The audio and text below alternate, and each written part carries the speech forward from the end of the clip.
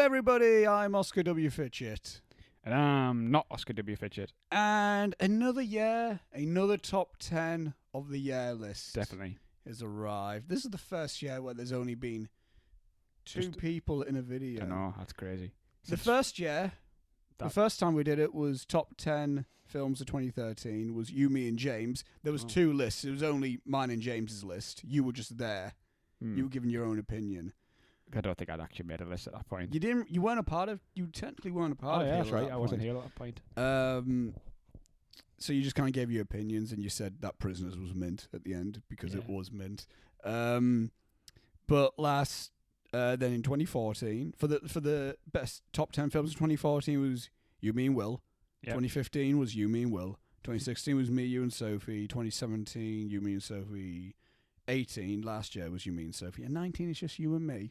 I'm quite curious why Will wasn't present then. Yeah, Two same. times. But yeah, this is going to be our top 10 favourite films of the year 2019. These are some of my favourite videos to do. End of decade. Yeah. One day I want to see more films before I do that type of a list.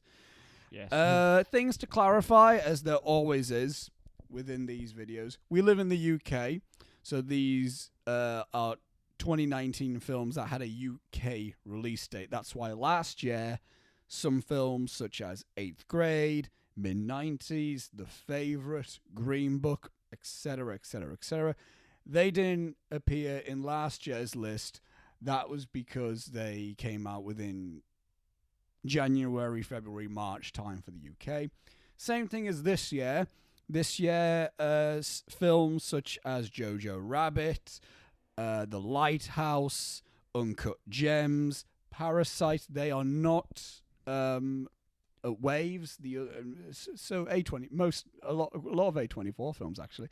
A lot of A24 hype. I know, yeah. A lot of them don't come out until January, February, March time for us. Yeah. So expect those maybe to be on our 2020 list because that's UK's.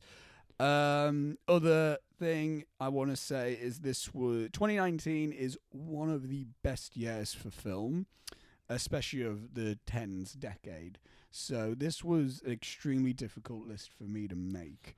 It wasn't really a hard choice to make. It was just hard trying to order these films. That's what I mean. Because they're so good. I don't know about you. I knew exactly what my 1 and 2 were going to be. I did not know that until I actually made that. I knew exactly what my 1 and 2 were going to be. It was everything else. I was like, I don't know where any of this can land. And I saw 74 films that had a 2019 UK release date. So 10 of these films, it's only a small percentage, realistically, of the amount that I saw. And considering I didn't like 11 films out of the 74. I actually straight up did not like 11 of the 74 films. So 63 of the films I actually liked, and Crazy. A lot of them, and probably 50 of them, I really liked. So yeah, and also we didn't see every film that came out in 2019. I missed a few films that I wish that I saw. I wanted to see Peanut Butter Falcon, didn't get to see that. I wanted to see Honey Boy, I didn't get to see that. There was some other films that I wanted to see, but I just didn't get a chance to see because of time and all that. And I think I did pretty well considering. I saw quite a lot of indie films. I made a lot of trips to Tyneside Cinema this year, and you did as well. To be fair, you actually did quite a few Tyneside trips with me. Not loads, not absolute loads, but you did. See High Life. You saw High Life. You saw. What else did I see? That wasn't really a 20. We saw Best Friends in the room, but that didn't count. It's like 20. But I'm sure you saw something else. I don't know. But you also saw some things that, you probably wouldn't have seen usually. And I've seen films that you have not seen. I know, yeah. There's a few yeah, we've like last year. Yeah, I have a feeling we're going to see very different things. And towards the end of the year, I made an effort to I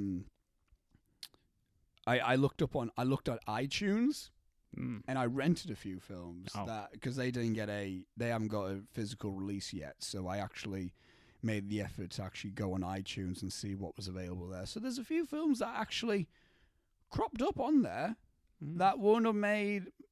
Specifically, there's one film that I rented on my top 10 that I had to rent on Amazon because it's the only way that I could have watched it, and I really wanted to watch it. It wasn't available on Prime. I had to rent it through Prime. So yeah, I feel, and it's our own personal opinions. This isn't, as it always is. This isn't what we think is the best cinematic achievements of 2019. It's our own personal opinion. For me, a lot of this is what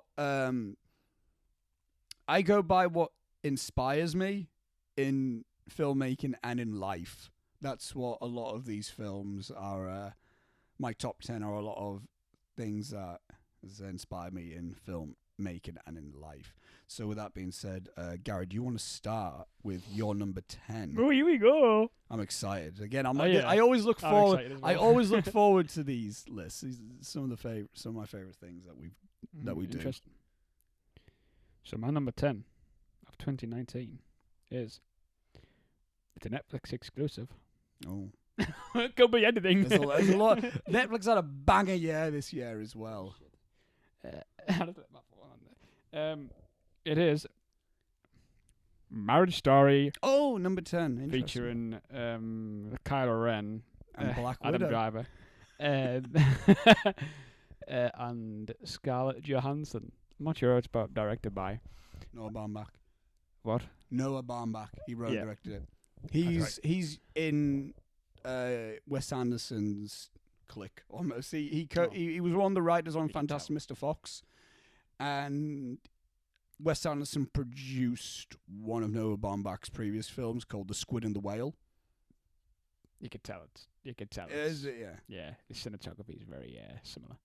I get a lot of Spike Jonze from him as well. I can see why. The guy who did he's- Her and Being Yeah, John yeah, Malkovich. Spike yeah. Jonze. I know Spike Jonze. Marriage Story. Reason why it's in my top 10 is because it's a damn good film, and I think you should go and watch it. One of It's the on Netflix. maybe one of the best performances of this year. Mm. Especially supporting actress. Laura Dern. Not a supporting actress, lead actress. Lead actress. Laura Sorry. Dern's good as well, though. Isn't Sorry. No, Laura? yeah, lead yeah, Scar Johansson, yes. Yeah, Scarlett Johansson. Didn't really enjoy the soundtrack that much. I'm not really a big fan of Randy Newman. I did notice it. That's a because Yeah, I did that's one notice that's got nominated at the Golden Globes.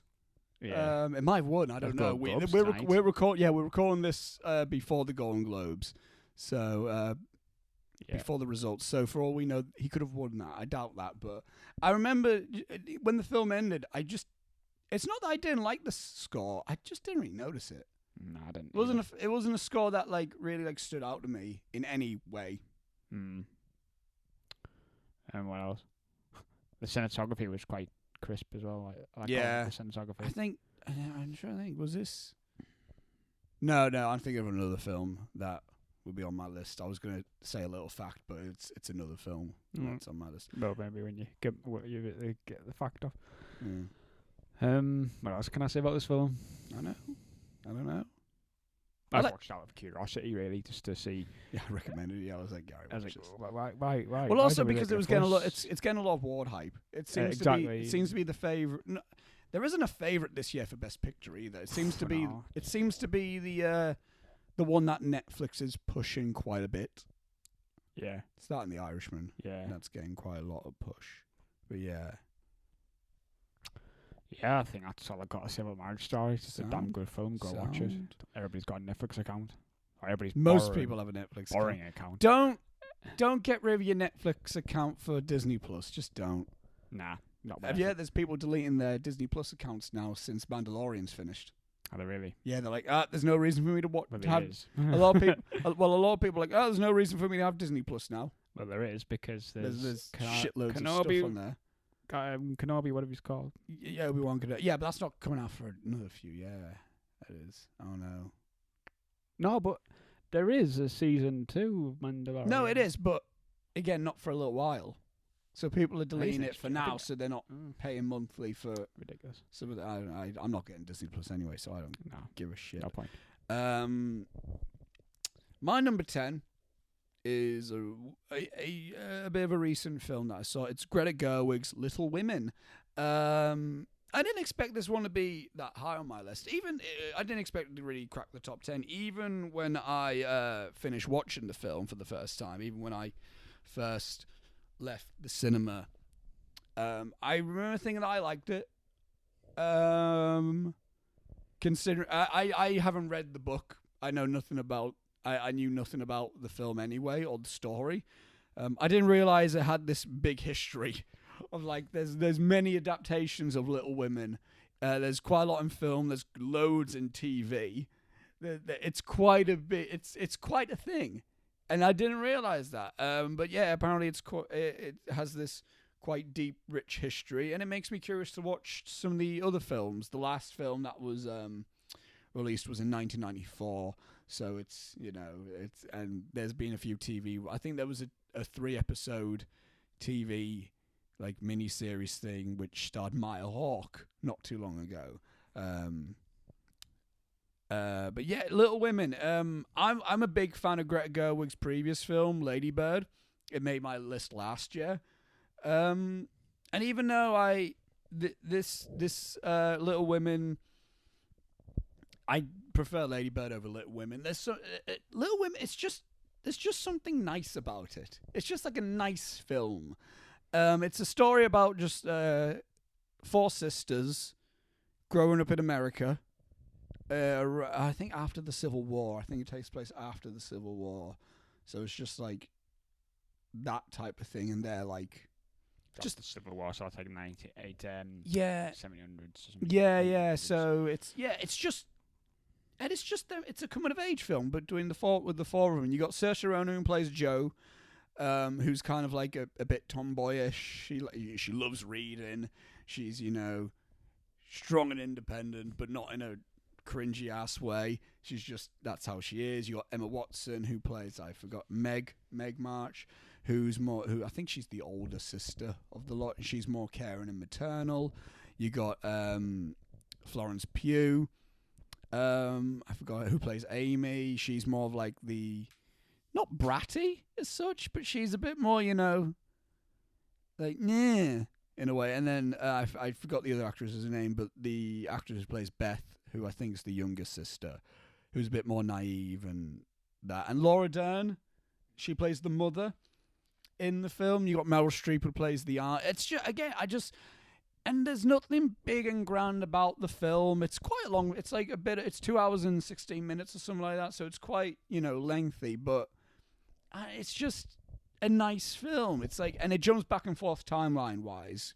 So it feels like that's how the book was written. They jump back from when they were children to adults, and the same actors playing them, but it just feels right almost. And Timothy Chalamet, me boy Timmy. He plays a friend also within this film. The costume design is wonderful. It's a very vibrant film in a sense. You could tell if it's like 78.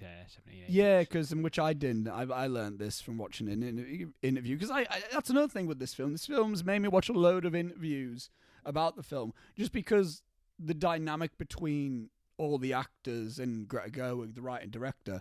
They're all quite, I don't know, it's like a nice dynamic. It's all kind of friendly. It clearly was a very enjoyable set to be a part of, and it was very comfortable, and everyone felt like it was just a nice time to film it. And that's what it is. The film isn't exactly what it is. It's a very nice time, I think.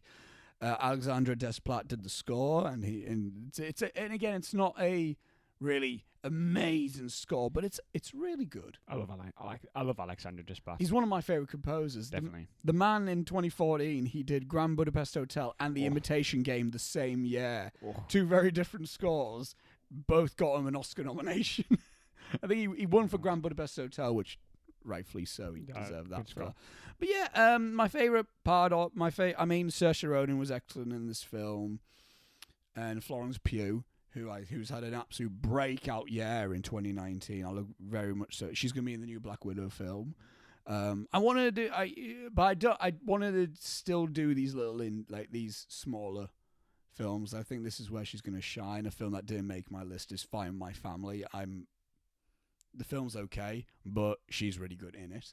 But yeah, my number 10 is Little Women. It's a film that there's a moment in it that really resonated with me, and I didn't expect it to. I'm not gonna say which it is because it's not exactly a spoiler, but it's whatever. I didn't expect to heavily relate to Saoirse Ronan's character, Jo March. I really didn't expect, but there's a moment of what I'm going through right now. Certain things of what I'm going through right now. It really speaks to me in that sense, and I didn't expect that from Little Women. But yeah, Little Women, my number 10. I'll watch anything Greta Gerwig writes and directs now because she is absolutely fantastic. Gary, you're number 9. Good stuff, my son. Yeah. Gary hasn't seen Little Women, that's why he didn't have much to say about the matter. So I have not. I'm not sure if you would like it. You might do. I don't know. Maybe. You might be bored by it. I don't know. I'll have to watch a trailer. Yeah. I don't watch trailers, but No, I would suggest doing that though to see like what you think about it. I feel like it's one of those because my mum she likes the Katharine Hepburn film, and she liked the book. Like her granny read my mum the book quite a few times, so she knows the book, and she found this film really boring. So I think it's one of these things where, and I didn't know the book at all, so I think if you like Greta Gerwig and you like the actors, you'll probably like the film. So yeah, there you go. I've stopped rambling about Little Women now. Number 9, Gary. Yeah, let's ramble about the next film. Rambling Man. You might be surprised by this, actually, Oscar. Rambling Man. Because the Disney film. That could be anything. Disney owned. Disney did so much. Do you mean like strictly Disney? Disney owned. I haven't seen a lot of Disney this year, actually. No. I haven't seen that many. I have only seen one animation film this year. That's nuts. Oh yeah, Lego Movie too. That's crazy. It wasn't that good. It wasn't. It's like bottom of the list or something. Yeah. But yeah, this next film is called The Avengers Endgame. Oh, that's it. Okay. Yeah. Right on. It was pretty solid there. Right on. Pretty solid film. Yeah. Not sure what I really want to talk about, to be honest. No, I will say it didn't make my list. But I was making sure the levels are still fine. Doesn't matter. I made it quite. It's not a secret that I'm not a fan of the MCU. I made it I'm not a fan of the MCU. I made it very clear, like a few years ago, where I basically went on a fuck Marvel thing, but no, even I did not like Infinity War. Like, did not like the Infinity War at all. But I actually really enjoyed Endgame. Endgame's good. The thing that stands out to me, of course, I would say this, is the Ronin scene. Jeremy Renner in the Tokyo. The Tokyo bit. Yeah, that's pretty sick. That was pretty sick. We love Japanese culture. And that was just ace. Can we have more of Jeremy Renner in Asia, please? Thank you very much. Can we just have more of that type of thing? Yeah, they had Hiroyuki Sanada as the guy who he fought with, and he's like a big Japanese actor, so it's like, well, I mean, it's all there.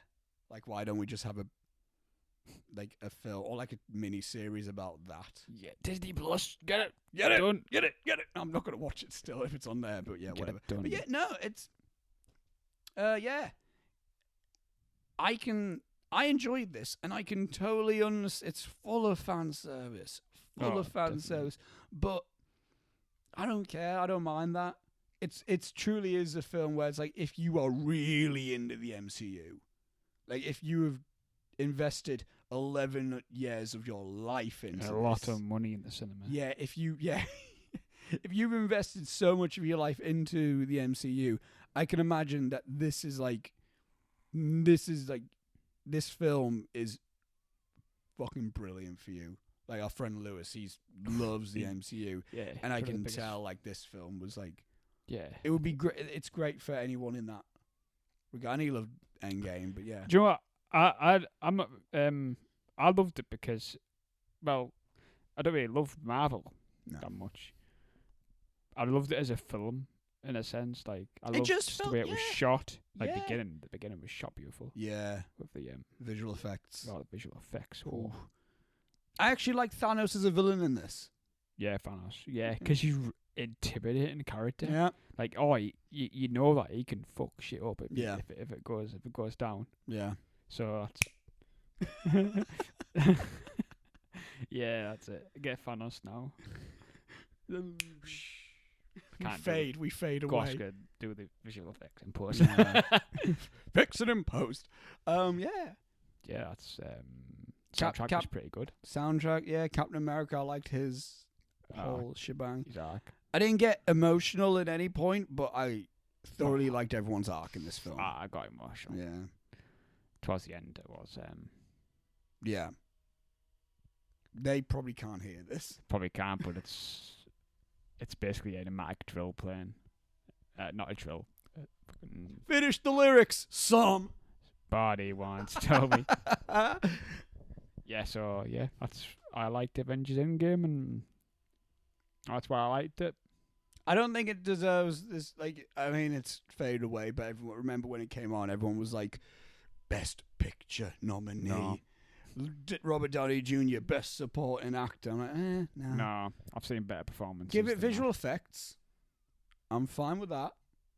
Like nomination, because there's some films that I think had better visual effects. Well, if Robert Downey Jr. was going to get an award for something like an Oscar, he would at least get it for like Sherlock Holmes or something. Well, he was nominated for Chaplin. Chaplin, yeah, that's another good epic film. But Avengers Endgame. He won the heel film. He won the very first ever heel film award for best lead actor for Sherlock Holmes 2. Oh, so there you go. That shows how long we've been doing this for. Jeez. 2011, man. 2011. 2011. Oh yeah, 2009 was when the first one came out. Yeah. All right. That's Avengers Endgame. That's all I got to say. Sweet. My number 9 is, let me check the director. I like credit the director. Julian Schnabel's At Eternity's Gate. That's a little Schnabel. Schnabel? Is he German? He's Italian, I think. I don't know. Schnabel? I don't know. Sounds At Eternity's Gate. This is the film that stars Willem Dafoe as Vincent van Gogh. Again, this is an example of a film that came out in America in 2018, but we got it in March 2019. I am a big fan of Vincent van Gogh. He's my favorite artist. Like and I think it was, I forgot when it was. I talked a bit about the film Lovin' Vincent, the animated film, a few years back. It was either me or Sophie, I can't remember.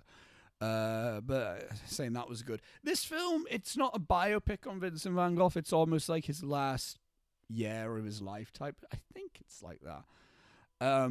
It's a very experimental film in terms of the editing and cinematography and score.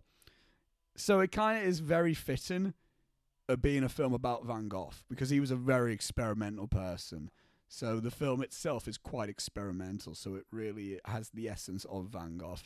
It's got Oscar Isaac as Gauguin, who is an artist friend of Van Gogh. Mads Mikkelsen is in there for a little bit. Oh, I love Mads. Very small part, but he's great in it as well. I forgot who else is in it. I'm sure, but it's one of these ones where it's a pure Willem Dafoe film. Incy Wincy Spire. Why'd you spill your beans? Maybe next year. We might be talking about that next year. Maybe. Who knows? But yeah, like he gives such a subtle performance as Van Gogh. And it really is like he almost has the pure essence of Van Gogh. It's really it's a beautiful film. It's really this is a film that I saw earlier in the year and I haven't seen it since, so forgive me if some details aren't as prominent in my mind right now. But I would definitely still keep it up there. I went to Amsterdam this past May. Yes, it was May. It was May that I went to Amsterdam. And I went to the Van Gogh Museum, and that was like an absolute like life-changing experience for me to actually see his artwork in person there. As much of a wankery thing that sounds, it's true. To actually see like the sunflowers like actually there in front of you, it is like quite a it's like, wow, it's like Jesus, that's and like you can get, and like there's things in there of at the museum of his like his paintbrushes and his paints, and it's like that's mental. He actually used that. It's absolutely incredible, and like I really want to go. So I should we go to Amsterdam, Gary? Let's do it, mate. Let's book a flight after this. Just head to Amsterdam, do the exact same things that I did there in May. The Oscar experience. Go have vegan fast food, which was actually really nice. Go to the Anne Frank Museum, Van Gogh Museum. Have some apple pie, supreme. Ooh, proper Dutch apple pie, not mate, that British apple pie. That dude, like the time when I came back from Amsterdam after having like premium apple pie, and then we went to the Jackson's. My first meal back with you was the Jackson's Wharf. Yeah, I was like, you know what? I know I'm gonna set myself up for disappointment here, but I'm just gonna have apple pie for pudding. and it was so. I was like, this is nout. Look at this sad flat ass apple pie. It was like with pathetic ice cream. Pancake. Again, if you haven't had apple pie in Amsterdam, if you haven't had Dutch apple pie. Normal apple pie is fine, but once you go Dutch, you can't go back with apple pie. At Eternity's Gate is excellent, quite underrated. I think Willem Dafoe's performance in it is absolutely is just very good. It was one of those things like when it ended, I was like, oh, it ended. Like I thought I could have watched more of the film. Cinematography is beautiful as well. So yeah, that's my number. That was my number 9, wasn't it? Yeah, my number 9 is At Eternity's Gate. What's your number 8? Yeah, and go visit Amsterdam when you can. Please. That's what we're going to do after this podcast. Oh, guys, take me to Amsterdam. I should set up like a Patreon. I should set up a Patreon just to like fund in Amsterdam. Just to send me to Amsterdam. It's still working, yeah? No, yeah, I know. Oh, yes, nice. What's next? It's 8, isn't it? Yes. So my number 8 is another Netflix exclusive film. Oh.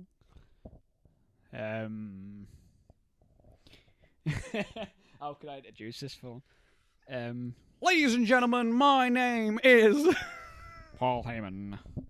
The bar is open. Sweet Stevie Aaron. Huge scoop. Gary's number 8 is a Netflix film. God, that's terrible. On about the audio level. Yeah, that's fine. Huge scoop. Huge. It's hot tonight. Right. Let's get cracking. Actually, we just get carried away doing these things. You fucking cocksucker. What a better way to introduce it. That is one. You won't hear a beat because we don't beat our podcast. No. But it's The Irishman, actually.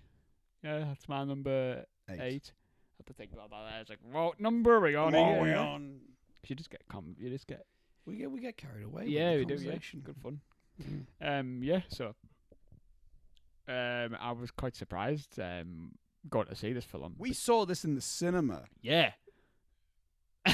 Whatever that was. Considering where we live in the northeast of England. Yeah. Where that get jack shit plays. Fuck all. Yeah. In the cinema. The fact that we managed to get to see The Irishman in the cinema. Our first time in the Everyman. Our only time in the Everyman at this moment. Oh, it was a nice cinema. It's a nice cinema. If you're going on a date, I would recommend going to that place. Oh, it's a great date cinema. Yeah, we had lots of couples that go on there.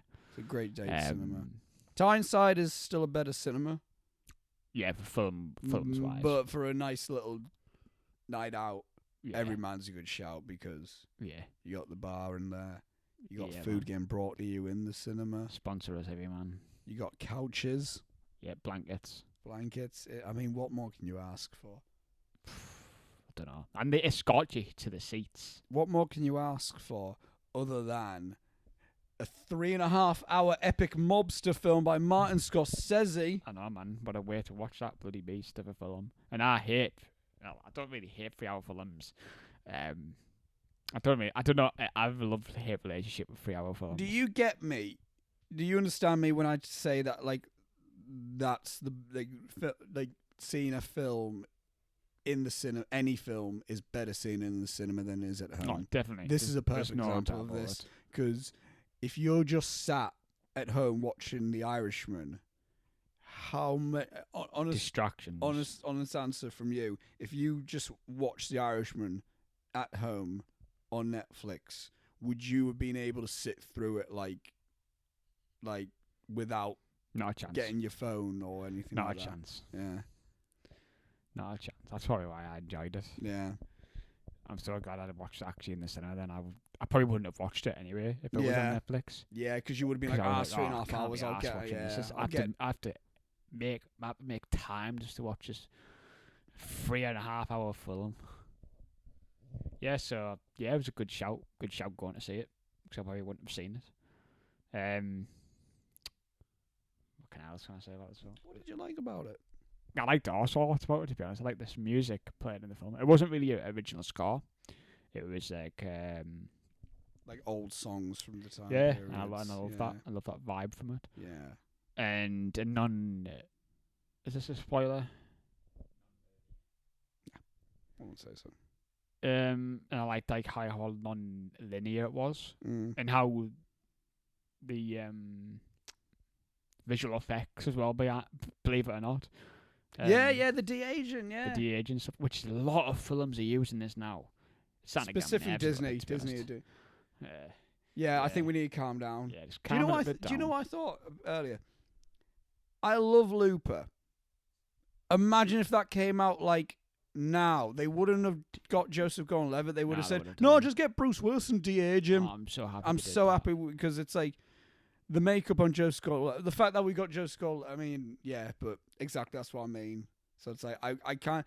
I like the Irish. I like this. Well, Scorsese himself said it's an experiment. We're trying this out. You could tell it was an experiment. So yeah. Yeah, I love the film. I feel like it's one of these ones where I could tell it's visual effects, but I think that's because I knew. But I'm curious about the average audience who just a lot of people who didn't know. Again, with it being a 3-hour film, people didn't really want to watch the full 3 hours. No. Didn't your dad turn it off? Yeah, he turned it off, my dad. I don't know why he did it. Why'd you do it, Kev? Yeah, why'd you do it? It's an epic film. To be honest, he doesn't like films that I like to see. Yeah. He has his own tastes. Yeah. I like my indie stuff, and he does not like indie stuff. I've trained you well, Bradshaw. Probably a story one I might get onto a bit later on, actually. High five me so I'm not just Highland Hitler. Oh, sorry. That's not, yeah, Oscar, that's maybe next year. That might be next year. Yeah, maybe. Jojo I haven't Rabbit, not seen it yet, so. Yeah.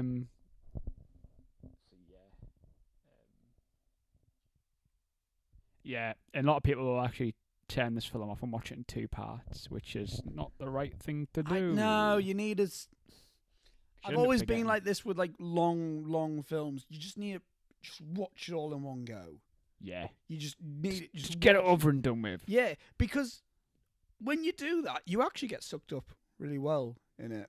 Yeah, that video explained it quite. I sent him a Karsten Ranquist video about long films. Yeah, and how you watch TV shows, and you're watching if you're binging a full TV show, it's gonna be more than 3 hours or so. This has always been my argument with this. And I always do that. Yeah. I watch The Crown. I'd have banged The Crown up one night. And if that's say an hour per episode, just roughly, and say there's 10 episodes, and if you watch the entire season in a day, you've sat and watched 10 hours of entertainment. That's crazy. That's crazy. Imagine, and think about that. If you said it is a 10-hour film about Queen Elizabeth, you'd be like, fuck that. But if it's here's a 10-episode season about Queen Elizabeth, you're like, oh, cool. And I feel like people don't quite like they don't like. There's people who like do nothing but watch. I mean, there was a time when people did nothing but watch Breaking Bad and Game of Thrones. Like there was a time period where people just banged out like 2 seasons of Breaking Bad in a day. That's like 20 hours. Go watch The Irishman if you think that. Irishman's 3.5 hours. Yeah. That's fucking nothing when compared to that stuff. Yeah. I think with me, it also helps that like this in 2019, I watched a lot of really long films. I went through a period of time where I was doing nothing but watching like epics. I watched like Lawrence of Arabia, Once Upon a Time in America, the extended 4 hours and 10-minute cut of that, by the way. One of the best mob films of all time, just saying. I prefer it to the film. You haven't seen that one? Have Once you? Upon a Time in the West. Is that the same director? Yeah, it's the same director. That's a really good. That's 2 hours Sergio and Leone. So by the time I got to that, which was 2 hours and 40, that was fucking out for me. And I actually watched that, by the way. Once Upon a Time in the West, and that was a long film. That's good.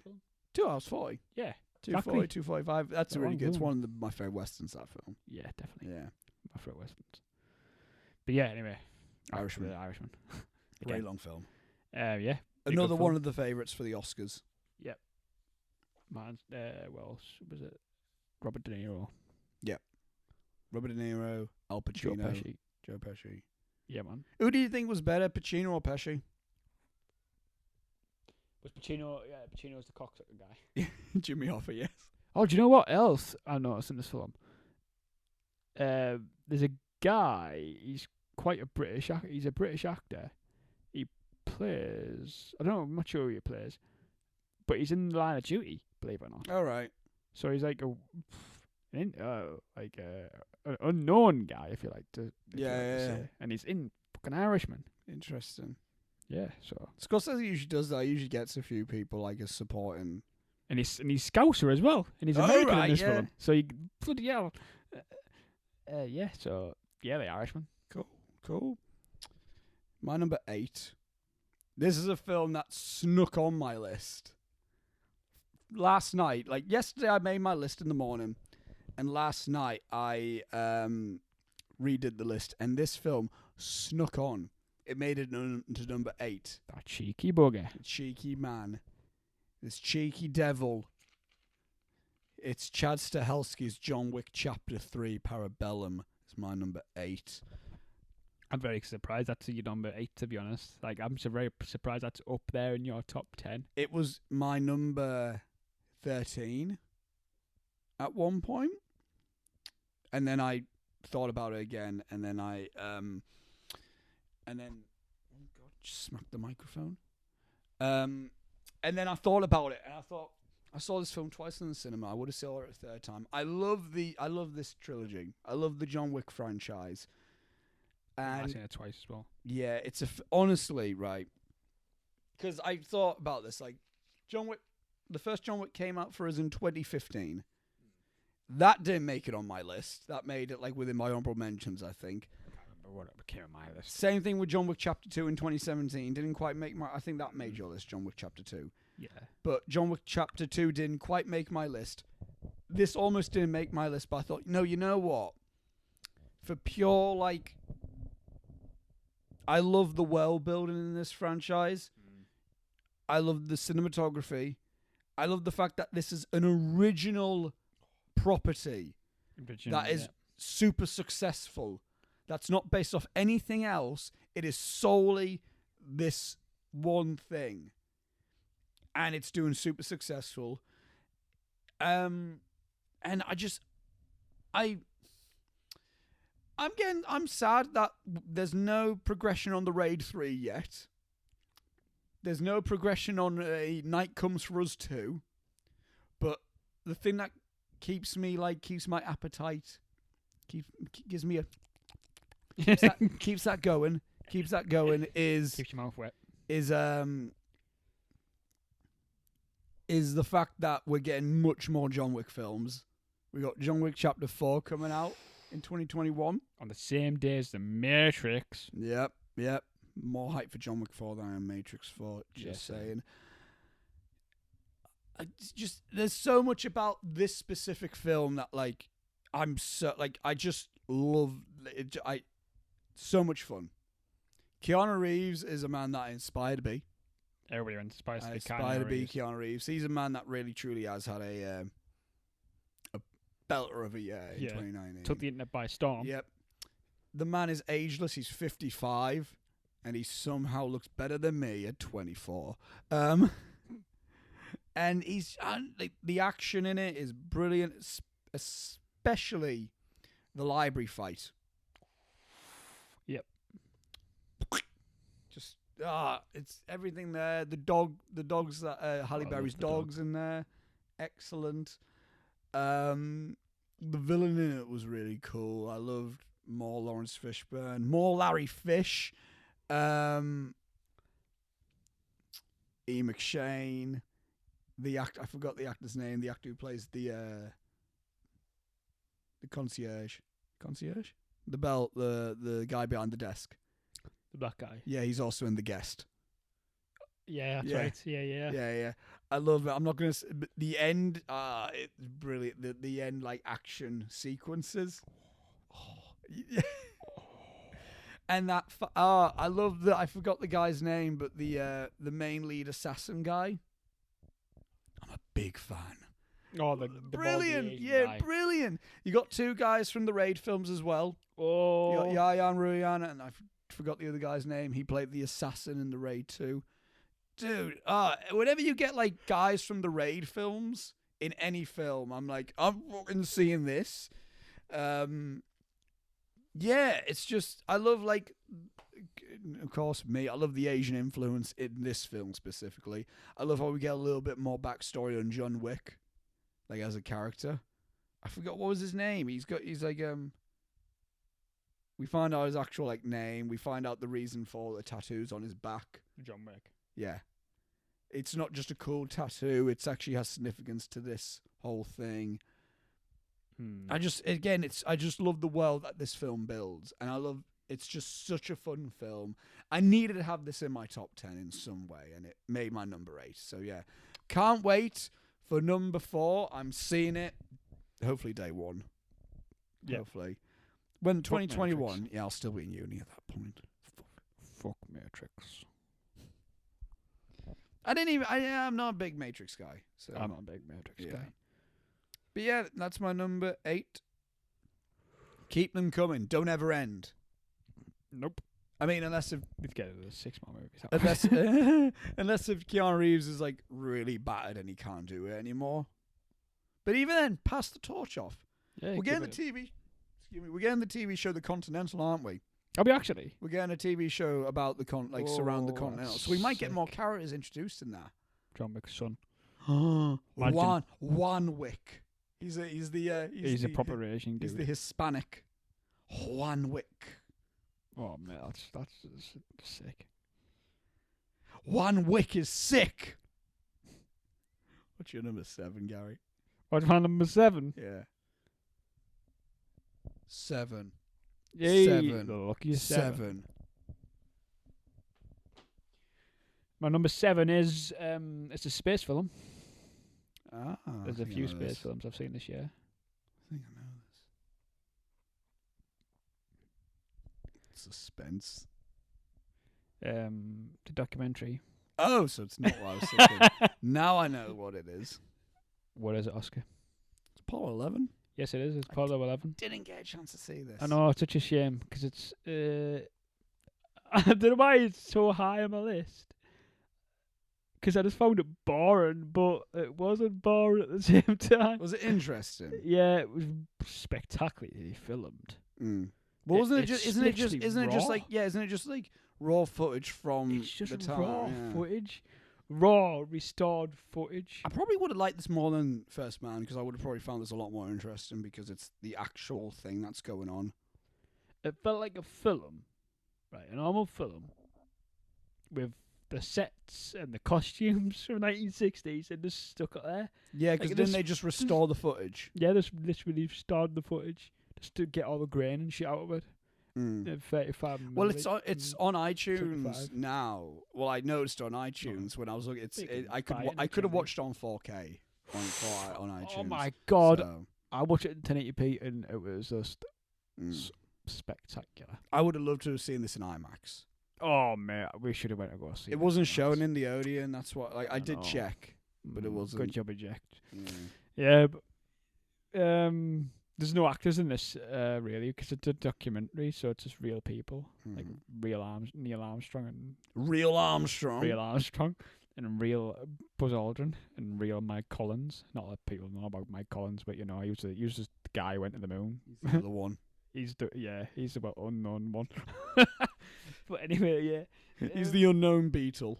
Yeah. Oh yeah, there's plenty of them. Good soundtrack. Believe it or not, it's got its original soundtrack. Keep talking. I'm just going to turn another lamp on so it's not getting too dark. Okay, dog.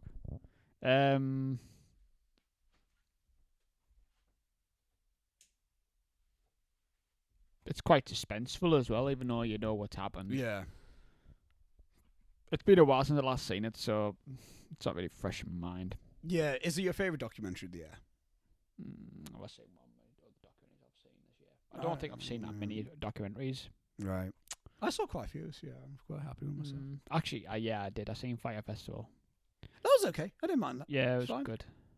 It's not on me. It's not nowhere near my top 20, I don't think. No. I don't know how many films I've seen this year, to be honest. It's definitely not many as you. 72 films. 74. 74 films. Oh, that's mad. Oh, that was almost dangerous. Gary could have seen my entire list. Sure, then. you probably already seen mine. I haven't actually. Oh. Sorry, good job I wasn't even looking at you over there then. We're number 7, aren't we now? Yeah, we're on number 7, and that's all I got time for to say about. That's all I got time for. My number 7 is a film you've just been talking about. It's Martin Scorsese's The Irishman. Oh, yeah, that's interesting. Again, same type of thing. I'm a big Scorsese fan. I like the crime films of Scorsese.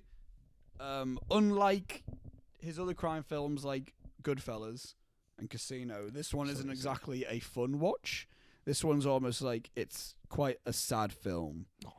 It doesn't make the mob to be a happy place. Visual effects were really cool. The acting was excellent. I think De Niro is getting he's getting snubbed, I think, because going into awards season, it looked like it was either going to be him or Joaquin for best lead actor, but De Niro ain't getting nominated much, which I'm quite surprised at. Of course, Pacino is great. Pesci, his return, probably his last film. Maybe we'll see. I kind of want this to be his last film. I love the visual style of it. Costume design. Yep, love that aesthetic. Just overall, big fan of that. It's one of those films that necessarily didn't stick with me too much, but I will be watching this again eventually at some point. 3.5 hours long. I'm not sure if it needed to be 3.5 hours long. However, I'm not sure what I would have cut. Yeah, because everything's really important. Yeah. So everything in there is necessary, but I don't know. I think the pacing's a little bit. It gets a little bit. It's slow, but you know what? I still liked it. I love the fact that he did this film. Another visual effects. You know, you can de-age your face, but you can't quite de-age your body yet. Nope. They haven't got the old face structure yet properly done. No, and stuff. the fight thing with De Niro's like. Yeah. Like he taps a guy with his foot, and then the guy has to sell it like a. Yeah. It's the equivalent of like Shawn Michaels. It's the equivalent of like Undertaker fighting like AJ Styles. Yeah. AJ Styles like a young guy and Undertaker. AJ Styles like 42, so it's not. But you know what I mean? It's like Undertaker versus Seth. Yeah, that's what I like. Like he's a like fucking like De Niro just kind of goes, and then the guy has to sell it like a. I've just been smacked in the face. So that's the what. That's the. I remember that bit. And I remember thinking to myself, that's just mucky. But overall, I think it's also as well. I enjoyed the experience of going to see the film. Yeah, like that was a really cool moment for me, and that's why I would recommend if you can see. I mean, you can't anymore because I think it's out. It's not in cinemas anymore. But if you had a chance to see it in the cinema, you saw it the best possible way. I think definitely. So yeah, that's my number 7. Wow. This solidifies, by the way, that Scorsese is the best director of the 2010s. Oh yeah, there's no doubt about that. The man. These are the films that the man did in the 2010s decade. Shutter Island, Hugo, The Wolf of Wall Street, Silence, The Irishman. All 5 of those films are all different films. No, and they're all really good. Yeah, that's quite interesting. I love Tarantino. The 3 films he did in the decade are also all excellent, but Scorsese did more films, and I think he did more films, more variety of the films, and he didn't make a bad film this decade. And the man's in his 70s. It's crazy. Yep. So my number 6, Oscar. Gary. It's an Asian film. You saw an Asian film? Maybe I have, maybe I haven't. Asian American film. Okay, I don't know. It's got Keanu Reeves in it. Oh yeah. You know it, Oscar. I was surprised at you. What's this? Is this 6? Yes. Yes, yes. 6. Wow. Okay. Okay. I was really struggling to put this film because I really enjoyed this film. I knew you gave it 5 stars on Letterboxd. Yeah, that's right. It's up there. Okay. It's called Always Be My Maybe. Another Netflix film. Another Netflix film. Netflix have just dominated our list this year. Well, dominated my list especially. That is nuts.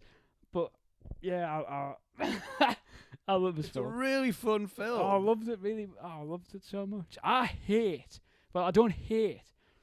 I just hate soppy love like rom-coms. But this, I loved it because it just. I love it. I love a muggle. Oh, I know what that quote's from. I was quoting you. Yeah, you were quoting me. I've got lots of quotes. You did? The man of quote. A man of many quotes. Yeah. Yeah, Always Be My Maybe. What can I say about this film? It's funny. It's it's just so funny. I need to rewatch it again. Keanu Reeves elevate this film. Is so much. It's the best scene ever. It's the best scene he's probably ever done in a film this year. Even though like John Wick's like fucking mint, but nah. He walked in slow motion. Yeah. To sail.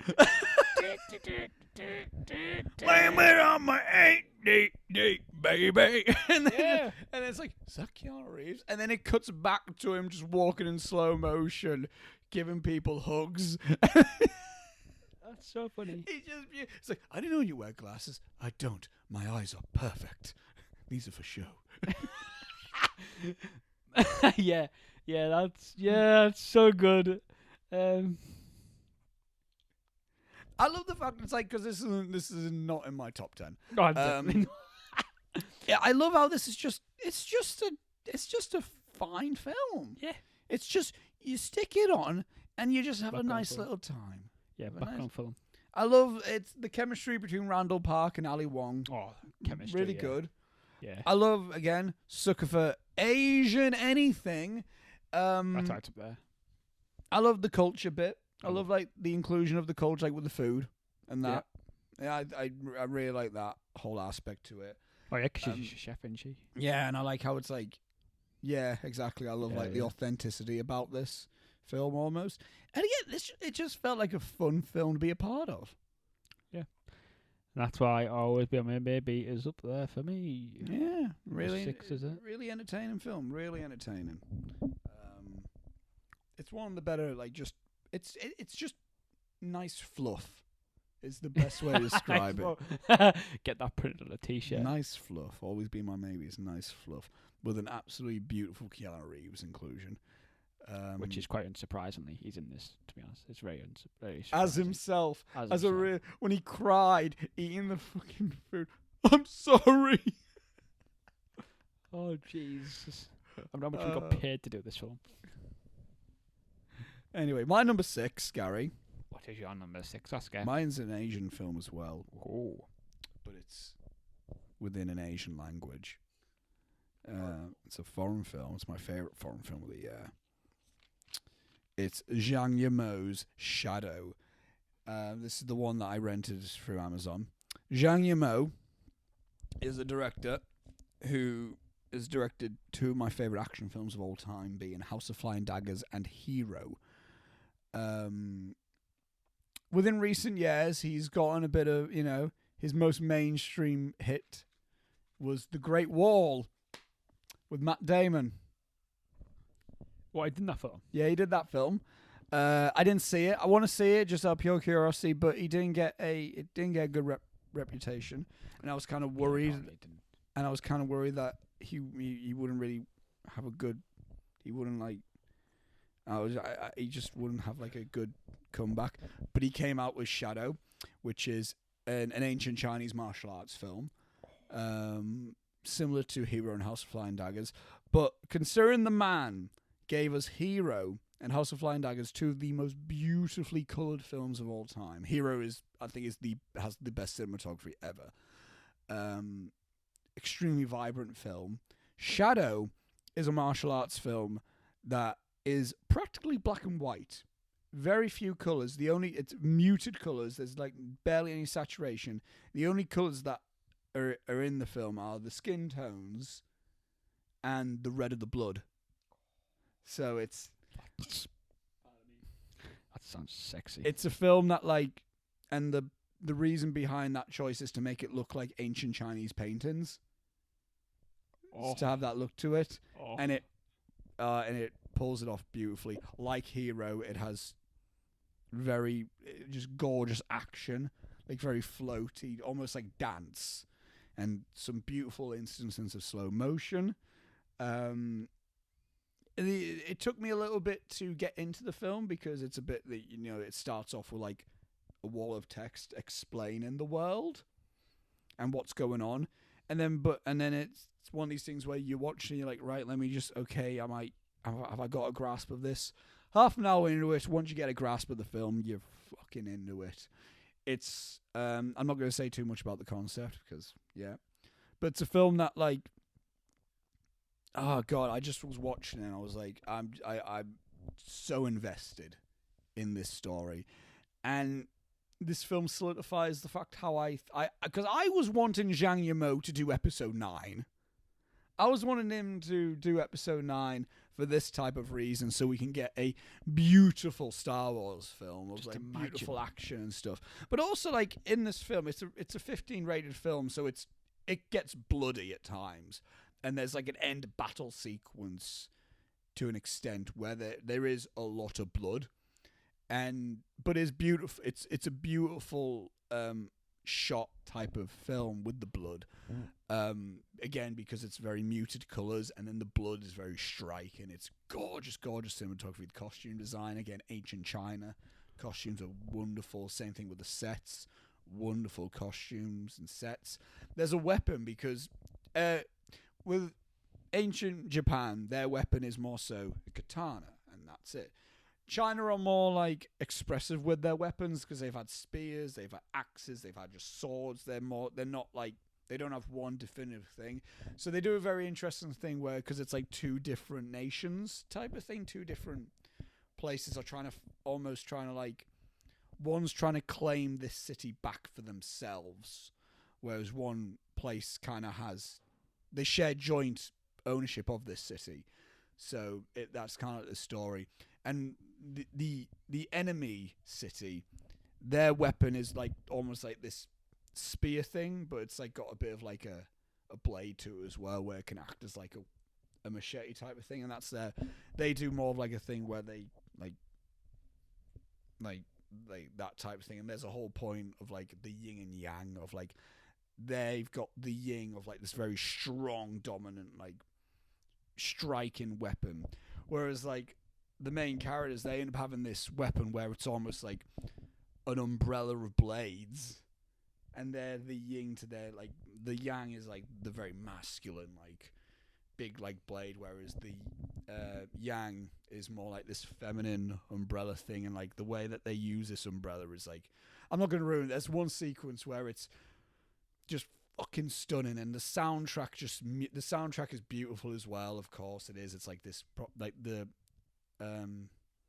kind of like I forgot what the instrument's called, this ancient Chinese instrument where it's like the ring like that. It's like a type of guitar type. Yeah, that's basically kind of like the score, and it's gorgeous, and and it fits into the film. Like there's characters that actually do play it, so it kind of like weaves into the film itself. And there's a moment where like there's a moment with the umbrellas where the soundtrack, there's no soundtrack, only the visuals of what's happening and the sound design. And the sound design's wonderful because you get all these blade sound effects and all these feet move. It's just it's an absolutely gorgeous film, and it's not 3 hours long, but it feels like an epic.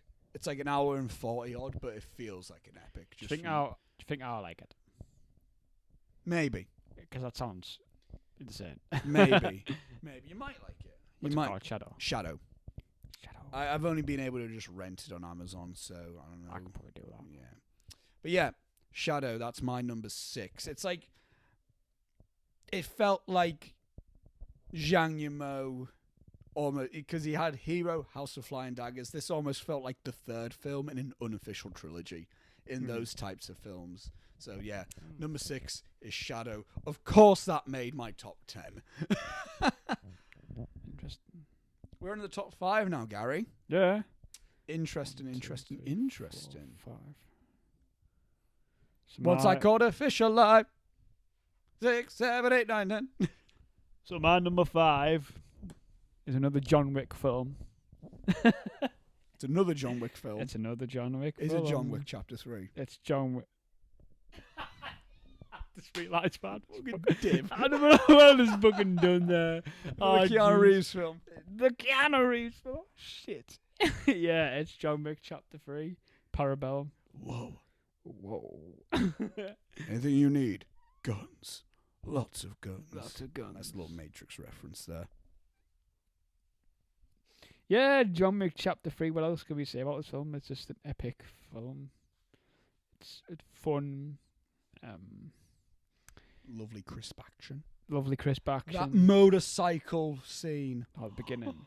No, Is it the beginning? No, it's when he's riding the motorcycle, and then there's just like fucking ninjas with blades. Oh yeah, mate, this film has ninjas. Get it? Fucked. Yeah, amazing. Man. Yeah. I need like a wrestler in this film, like in the 4th film. Kota Ibushi. I was thinking Dave Bautista myself, like, because he's an actor. Imagine Dave. Give me what I want. Give me what I want. Just spit flying everywhere. No, could you imagine Kota Ibushi?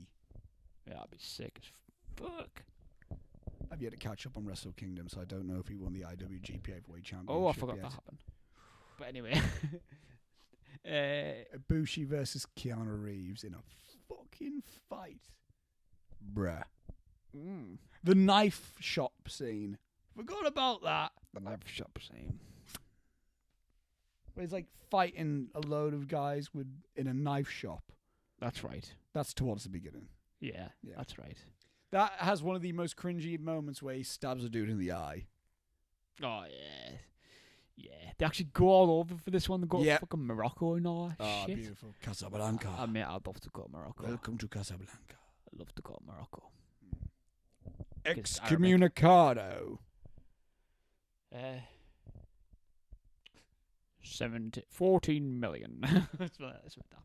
I love how brutal it is. I love how violent it is without being too excessive. Yeah.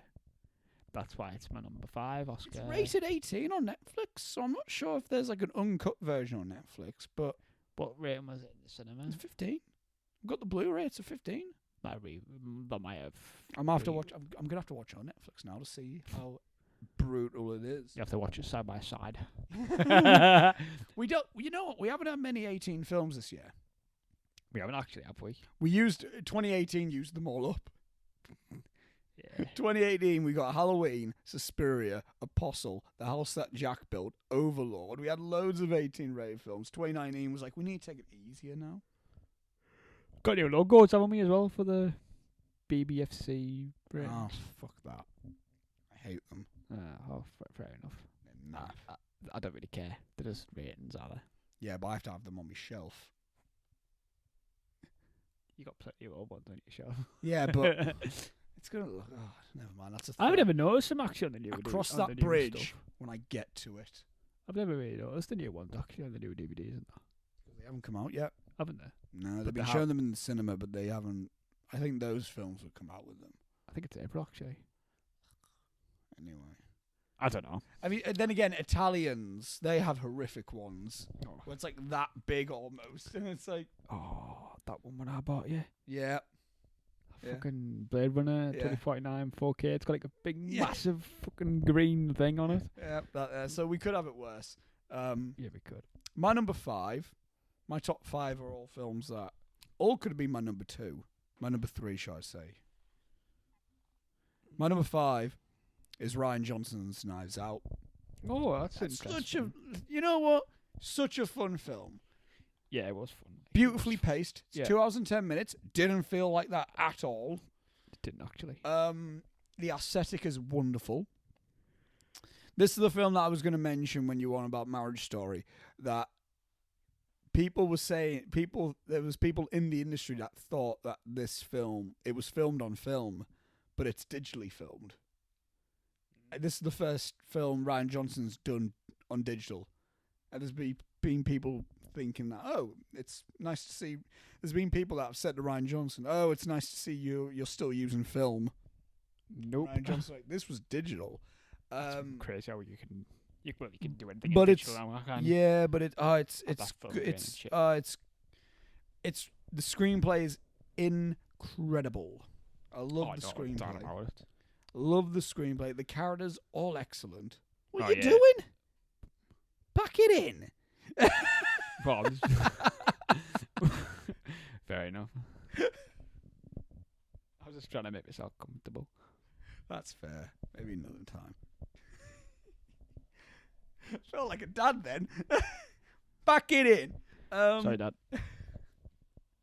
But yeah, no, I love all the characters. Excellent. Daniel Radcliffe. Not Daniel Radcliffe. Daniel Craig as Detective Benoit Blanc. I love how I love how it's a British man playing a Kentucky man with a French name. Yeah, I didn't quite like his accent that much, to be fair. You're a fudge. I know, I'm sorry. Sorry, shit opinions, Oscar. I love the twists and turns this film took. I love how it kept with almost the classic whodunit format, but Who done it, Oscar? yeah, You have to watch it for the find out. You have to watch it. I But can't remember. but they have the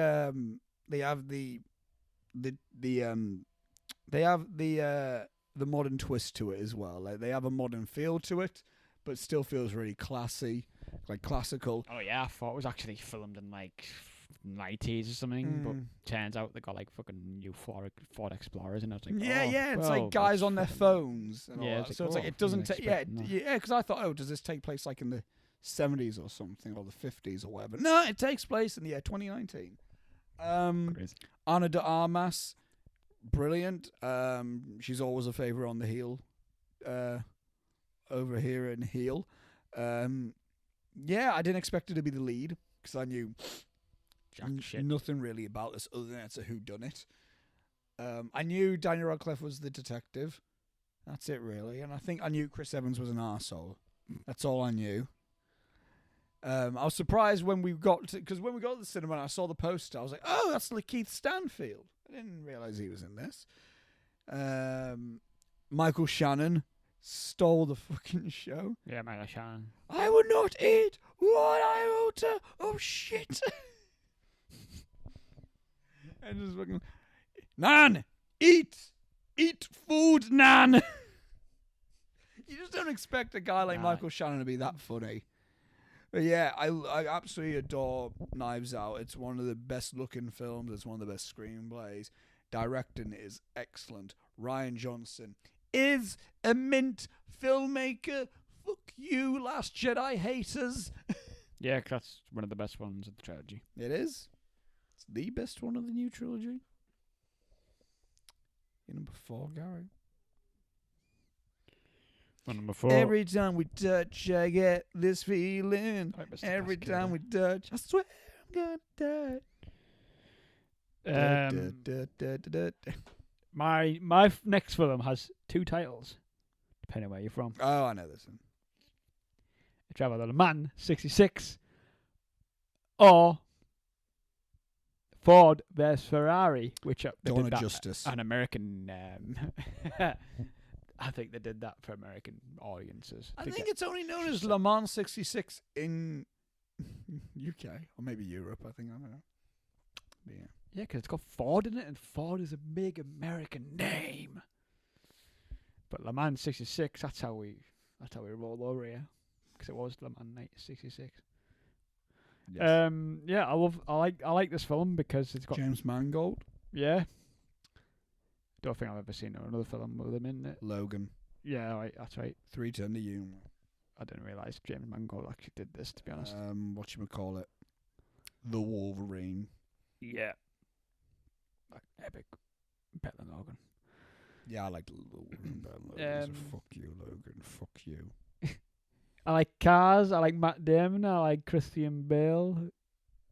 Matt Damon. Matt Damon actually plays. Christian Bale actually has a decent accent. He does. What do you call it? I think Ken Miles or something. Yeah, Ken Miles. He plays Ken Miles. I didn't really know about Ken Miles before this. I actually knew the story beforehand, before going at this film. And I still like this film, even though I knew the story. I didn't know what happened to Ken Miles, but, you know, look it up on the internet. Not a spoiler. Or watch the film, if you don't know. Yeah, I love the car chases. Oh, the car scenes. The car scenes, beautiful. I swelled up a little bit, but, you know. You what? I swelled up a little bit. You swallowed up a bit? Swelled up a little bit. Oh, did you? Yeah. Why, as in you teared up? Yeah, swelled up, yeah. Is that the term, is it? I don't know. Up. Yeah, that's as the term, Oscar. It sounded like a euphemism for, like, a boner. I swelled up. Yep, I swelled up, Oscar. Got rock hard for that Ford. I definitely did that, man. Ford GT40. Oh, right in the tail. Right in the tailpipe. It's got a good soundtrack. Very 60s soundtrack. Obviously, it's 1966. Le Mans! The best decade, in my opinion. 60s? Yeah, the 60s are the best decade. You had Man on the Moon. Yeah, 1969. Yeah. You had the... Summer of 69. You had that epic cover song. Yeah, JFK getting his head blown the fuck Yeah, off. that's a good... Blown up! It wasn't blown up! Well, you've seen the video. It's sort of... It did explode. No, yeah, but he didn't, like... It's not like a bomb was in his head. I don't know why I said blown up. He got his head blown up. Anyway, we had Easy Rider. 1969. There you go. You got some good shit in there. We had the renaissance of Rick fucking Dalton. That's right. Rick Dalton. Yeah, 60s was a good decade. We had Lawrence Arabia that decade. There you go. Psycho came out in the 60s. There you go. I'm just talking about film shit. The fashion was good in the 60s. Yeah, the fashion. Yeah, good music. Yeah, Gareth. I'm not really a big fan of the 60s music. Garrington. Yeah, I'm sorry. So I have different opinions. Sunshine of Your Love. Yep. Bow, meow, meow, meow, meow, meow, meow, meow, meow, down, now. Simon and Garfunkel came out in the 60s. Led Zeppelin. Late in the 60s they started. That's all you have for Ford v Ferrari. Yeah, anyway, back to the film. It's good. Again. We're making up for the fact it's only 2 of us doing this list and not 3 of us. Yeah, make it extra long. Rest in peace, Pedro the alien baby. He will be missed. He will be missed dearly. We always have a memorial in the corner for him. Look, he's over there, look. He's on the Christmas cards. Yeah. He's with us in spirit. I'm not even going to show you the Christmas card. No, because I bought it and it's special. For my eyes only. For your eyes only. James Vanderpool. Cinematography was epic. Like, when they put the cameras and shit.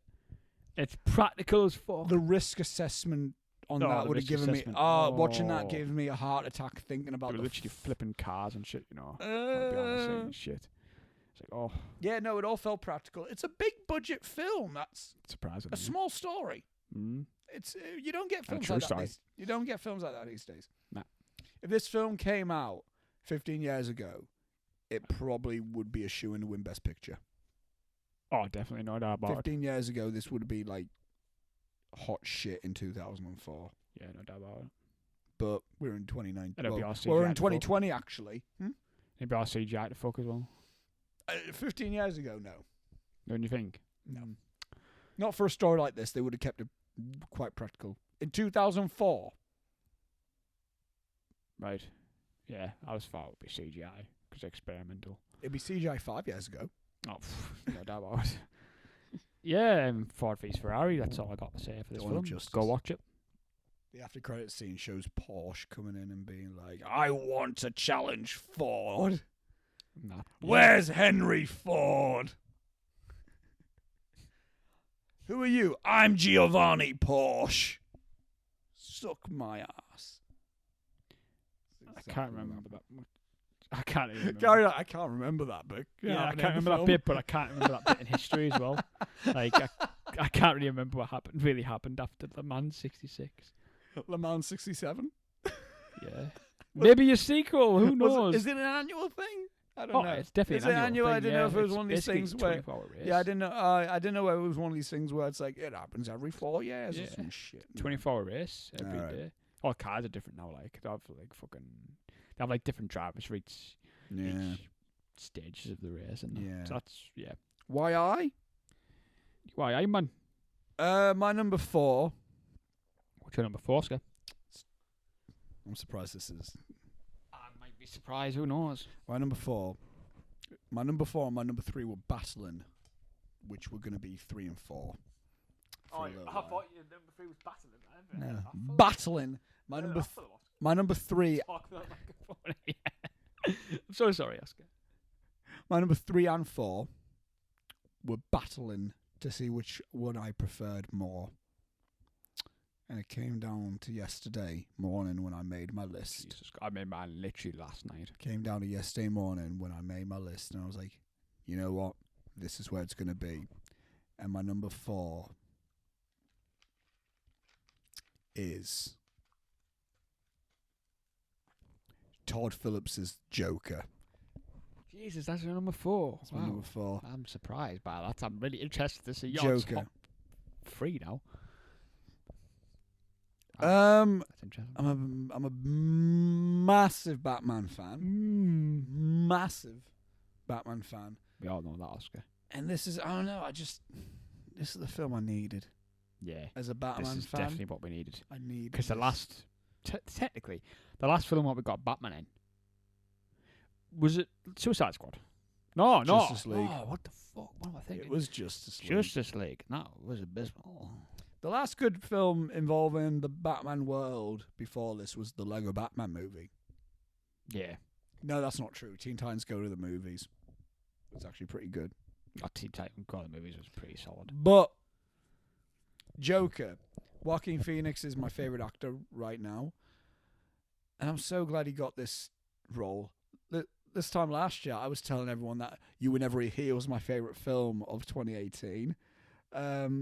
And I feel like You Were Never Here and Joker are very similar in themes and... it's not that bad. I prefer You Were Never Here, but that's because... Do you really? Yeah, I do. There's moments... I think Joaquin Phoenix is sensational as Arthur Fleck. And without Joaquin, this film is nothing. There's nothing to this film other than Joaquin.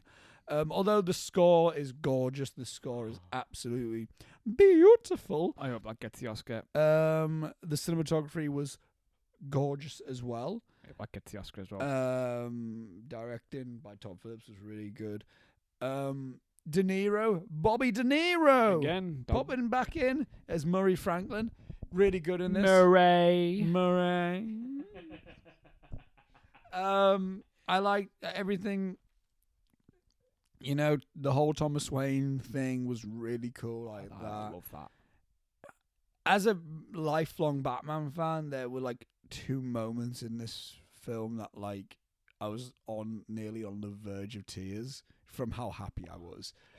I can say this. This is in the trailer. When he goes to Arkham Asylum, I was nearly in tears from that. Just because it's like I couldn't believe the fact we were getting like an Arkham Asylum thing on the big screen. I was just like, it's happening. It's actually happening. And there was I forgot what the other moment was that I was almost in tears from. I forgot what the other moment was. But there was another moment where I just felt like this is like the Joker. So it was probably later on in the film when he was actually being the Joker. Yeah, I love the look of this Joker. Just the thing that like kept it from being my number 3 was that it's not a subtle film. In the sense of like, again, I like it a lot, but the moment where he's at the Murray Franklin show and he's just saying it, I'm like, oh, so this is clearly the message of the film, which is fine. I love the message of the film. It's just not a subtle film. I would have liked it to have been a little bit more subtle, but you know what? I can excuse it because we got a rated R Joker film that grossed over $1 billion. And we got Joaquin Phoenix, a film with Joaquin Phoenix giving a belter of a performance. It's just I can't complain too much. That's why it's in my top 5. That's why it's my number 4. It's everything I wanted in this type of a film, and it makes me just that much more excited for the Batman, even though they're not linked. But man, I'm just so happy that we can all like enjoy a Gotham-related film again. I'm just so happy. Yeah, because it's been a while. It's been just so happy. Dark Knight Rises. Because Dark Knight Rises, but even then, Dark Knight Rises got a lot of like shit. People forget that. But do you remember that? No. At the time, Dark Knight Rises was getting a lot of shit. For a long time, it was my favourite film of all time. Until Prisoners. Yep. And then until Interstellar. Yep. But yeah. But Joker is my number 4. Again, Joaquin, my favourite actor. Incredible performance. I'm not sure if I would say my favourite performance of the year, but I don't know. It's definitely up there. That's my number 4. Yeah. Gary, what's your number 3? I don't have a clue, mate. Let me have a look. My number 3, we're all being at top 3s now. We're not making part 2 on part 2, are we? No, this is just a bit. No, it's just the. Ooh! I love this one. It's your number 3. There's a story I can tell about this one. All right. Well, actually, yeah, it was Should just. I put my water down? Am I going to freak the fuck out? No, you probably won't. Actually, It's your number 3. my number 3 is Paddleton. Oh, neat. Yeah, I love this film. I was expecting it to probably crop up on your list at some point. Did you? Yeah, I don't know where, but I was expecting it probably. Well, free Oscar. Yeah, so I fucking love Paddleton. Another Netflix film. Another fucking Netflix film. How surprising is this? That's mad. Netflix has practically dominated your list. That's mad. I didn't even think of this. I was thinking there's films, to be honest. I've actually recently seen this last night. Not last night. Well, a few nights ago. Yeah. And it's fresh in my mind. Mm-hmm. And it's damn good film. I just love the chemistry. Ray Romano making his second appearance on your list. Yep. He's also in The Irishman. Was he? Yeah. Didn't know that. You know, the lawyer guy that was talking to Robert De Niro. That was like, I think I might. hey, you know, Is that the guy with the glasses? Yeah. Like, hey, you know, I don't care if you did it. Actually, I think I might. For me, it looks familiar. Yeah. That's mad. Who else is in it? Mark Duplass. Mark Duplass. I'm having a very big Mark Duplass mood at the moment. I've recently watched Blue Jay. Blue Jay. From the same director as this as well. Fucking love that film. He's in there's another film on Netflix. It's not a Netflix original film. It came out in 2012 that he's also in, called Safety Not Guaranteed, which is like an indie time travel film. Ooh. Which was Extra for his favorite film of 2012, which is why I know about it. So I need to check that out. I'm going to check that out Duplass straight away. Yep. That's Colin Trevorrow who directed that. That was Colin Trevorrow's directorial debut. He did Jurassic World. Oh. And he was going to do episode 9. To be fair, I enjoyed Jurassic World. But also, to be fair, Mark Webb did 500 Days of Summer, which is incredible, and then he did Amazing Spider-Man 1 and 2, which is incredible. Yeah. And it's his own property as well, so... Exactly. But yeah, Paddleton. Yeah.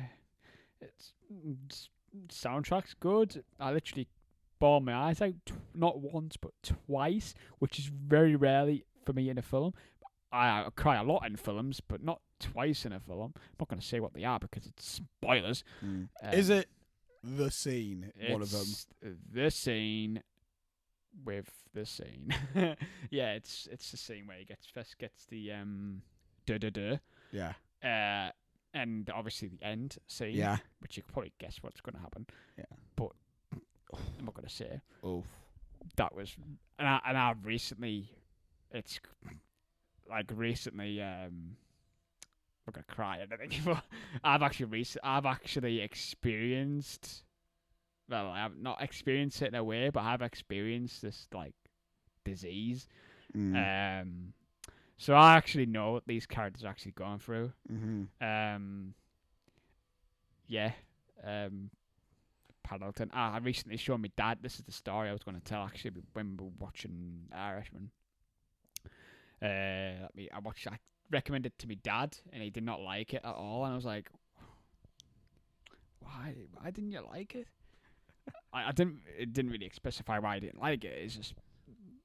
It's totally different film taste to me. Yeah. I love indie films, and this is. I just love the conversations between both of them are great. I just love that banter. I just love that banter.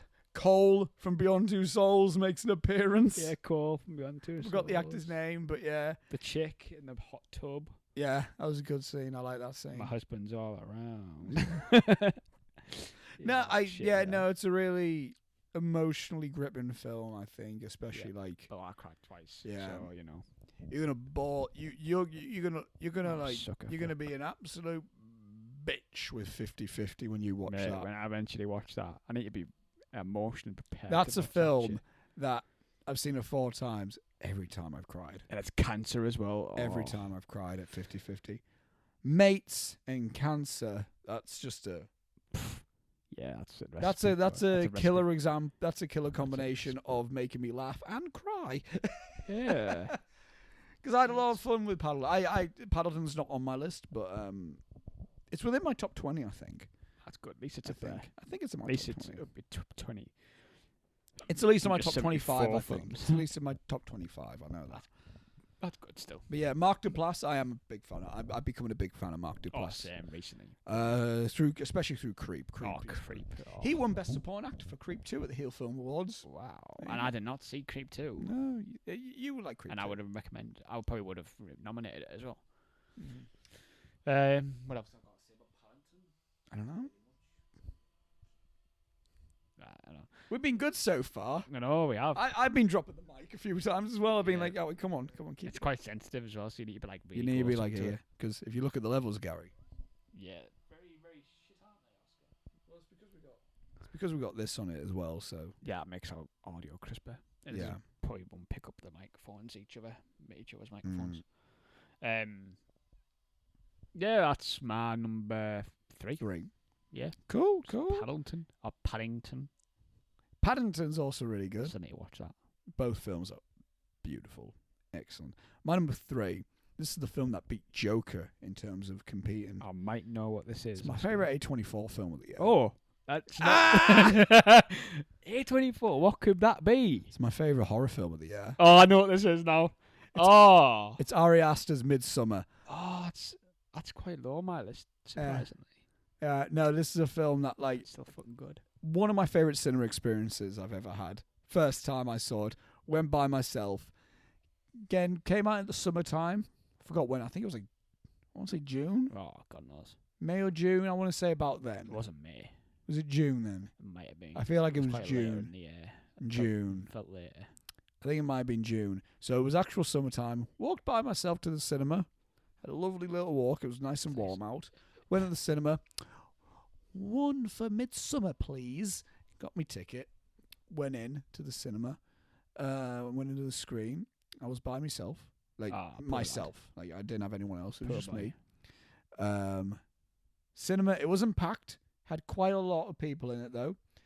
Most of them were either couples or mate's going to see the newest horror film.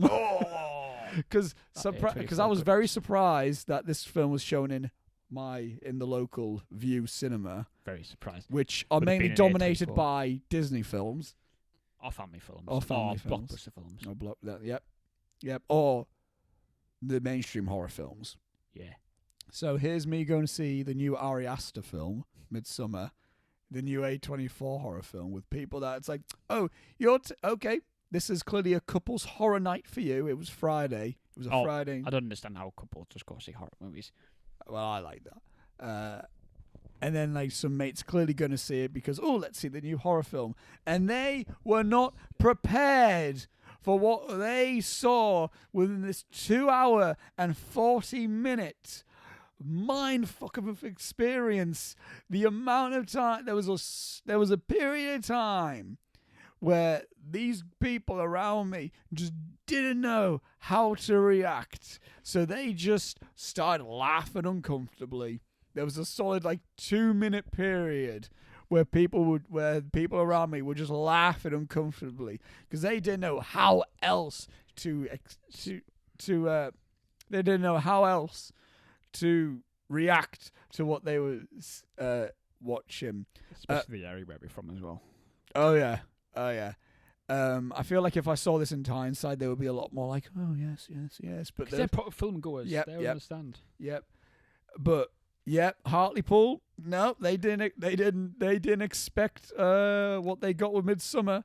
This was my first. This was my introduction to Florence Pugh. I think she's absolutely fantastic. She's blonde bird. Yeah. Danny. Yeah. She's awesome in Little Women. But yeah, she was excellent as Will Poulter. Gave a nice little bit of comedic touch to the film. I think it's beautifully shot. It's a absolutely wonderful shot. All the framings, all aesthetic. Yep. I like the score, especially the final track, the last track, which is basically a post-rock song. Top of 9 minutes or something. Yeah, it's a really lovely, gorgeous song. The film is. I didn't expect this film to basically be a breakup film, to be a film about a breakup. And at that time of my life, that's exactly what I needed. I needed this absolute guttural experience, and I didn't even feel down. I just felt like, Jesus Christ, what a film. I still need to see the 3-hour director's cut, which I do own. You do own that one? I do own it, yeah. Oh. Got it on Blu-ray. Oh. It's wonderfully directed. I think it's one of the best directed films of the year. It's clearly Ari Aster's vision. People were saying it's so disturbing, and I was never one of these ones to be like, it's disturbing, but it has scenes where it's like, Jesus Christ. The first few deaths, I don't think it's a spoiler to say that deaths occur in this film. The first few deaths in this film are fucked up, but it's like, and I said this to you because I saw it a second time with Gary because I wanted to see it again, and I wanted to show Gary the film, and I said this to you, and I went like, this is the same in Hereditary. That's good score. Hereditary is a good score. It's the same thing with Hereditary. The most horrifying things in Ari Aster's films aren't any scary, creepy imagery. It's when a character is crying in his films, especially in Midsummer, when the first messed up thing happens to Danny in the start of the film, and she's just it's just an absolute. It's so real, and it's like, it's just this pure, like, raw thing, and it's like, Jesus Christ, just hearing someone just losing their fucking sanity from, like, just because it's like they just feel like their whole world is just breaking down around them, and all they can do is just break down themselves and just cry. And it's not a sexy cry. It's not a Hollywood cry where people are like, it's like a pure, like, it's almost just screaming while tears are just like fucking like taking over their entire like face. It's just that's terrifying to me. Yeah, it's actually featured on the soundtrack as well. Oh, is it really? Yeah. Wow, I haven't listened to the soundtrack by itself, but yeah. Oh god, and I love how it's like, yeah, it's a breakup film, but these two, there's nothing like. You can tell that these two, there's nothing like outright vicious between these two characters. It's not like Christian is an abusive person. It's not like Danny is manipulative. It's just the two people that clearly are like, they're just not meant for each other anymore. Clearly, it's like they're just not connected anymore. So it's like, and that's what makes it feel a lot more real, because it's not like fuck you, no fuck you. It's like there's moments where they're like seen to be caring for each other, but it's also it's clearly more of a thing. Bless you. It's clearly more of a thing of like they're just trying to like, they're just still trying to stay together because they feel like they just have to. Yeah, because they're in this shitty situation. Yeah, and I look like the first time I watched this, I remember coming out of the cinema. It was 9:00 and it was still blue skies, and it just felt like it was like midsummer when they woke up. It's like, what time is it? It goes, it's 9:00. It's like, but it's still sunny. It's like, yeah, about this time of the year in this place, it's just never, it gets dark a lot later. So it added a lot more to it, I felt. The act, again, I think Florence Pugh is one of the best leading actresses of the year in this film. Yeah, I could agree with that. I need to look, thinking about, it's been such a good year for acting, leading and supporting, actors and actresses. It's been just an absolutely fantastic year for acting generally, and this is a fantastic example. The reason why I chose this over Joker is because it's a lot more subtle in its storytelling, and that just appeals to me more. And it's a film that stuck with me more than Joker, and I just can't fucking wait to see what more Ari Aster does. I want him to stick with A24. Because, yes, that A24 goodness. Boy, oh boy. I'm hoping to see more A24 stuff next year. Mate, we got Waves, which Waves. Which Trey Edward Schultz, who he did It and Comes it's at Night. Universal as well, so likelihood it might get it's a view. It might get a view release. Hopefully. The Lighthouse. I don't know. Lighthouse, I'm so excited for the Lighthouse. Oh, same. I don't know what I expect that film. Neither do I. 60 aspect ratio or something. It's black and white. It's fucking so good. I've heard Willem Dafoe gives like the best performance of his career. I can fucking tell by that. I can tell. Just by getting vibes from it. Yeah. I'll wait till you've had a drink, Gary, and then let you tell me your number 2. I know my top 2.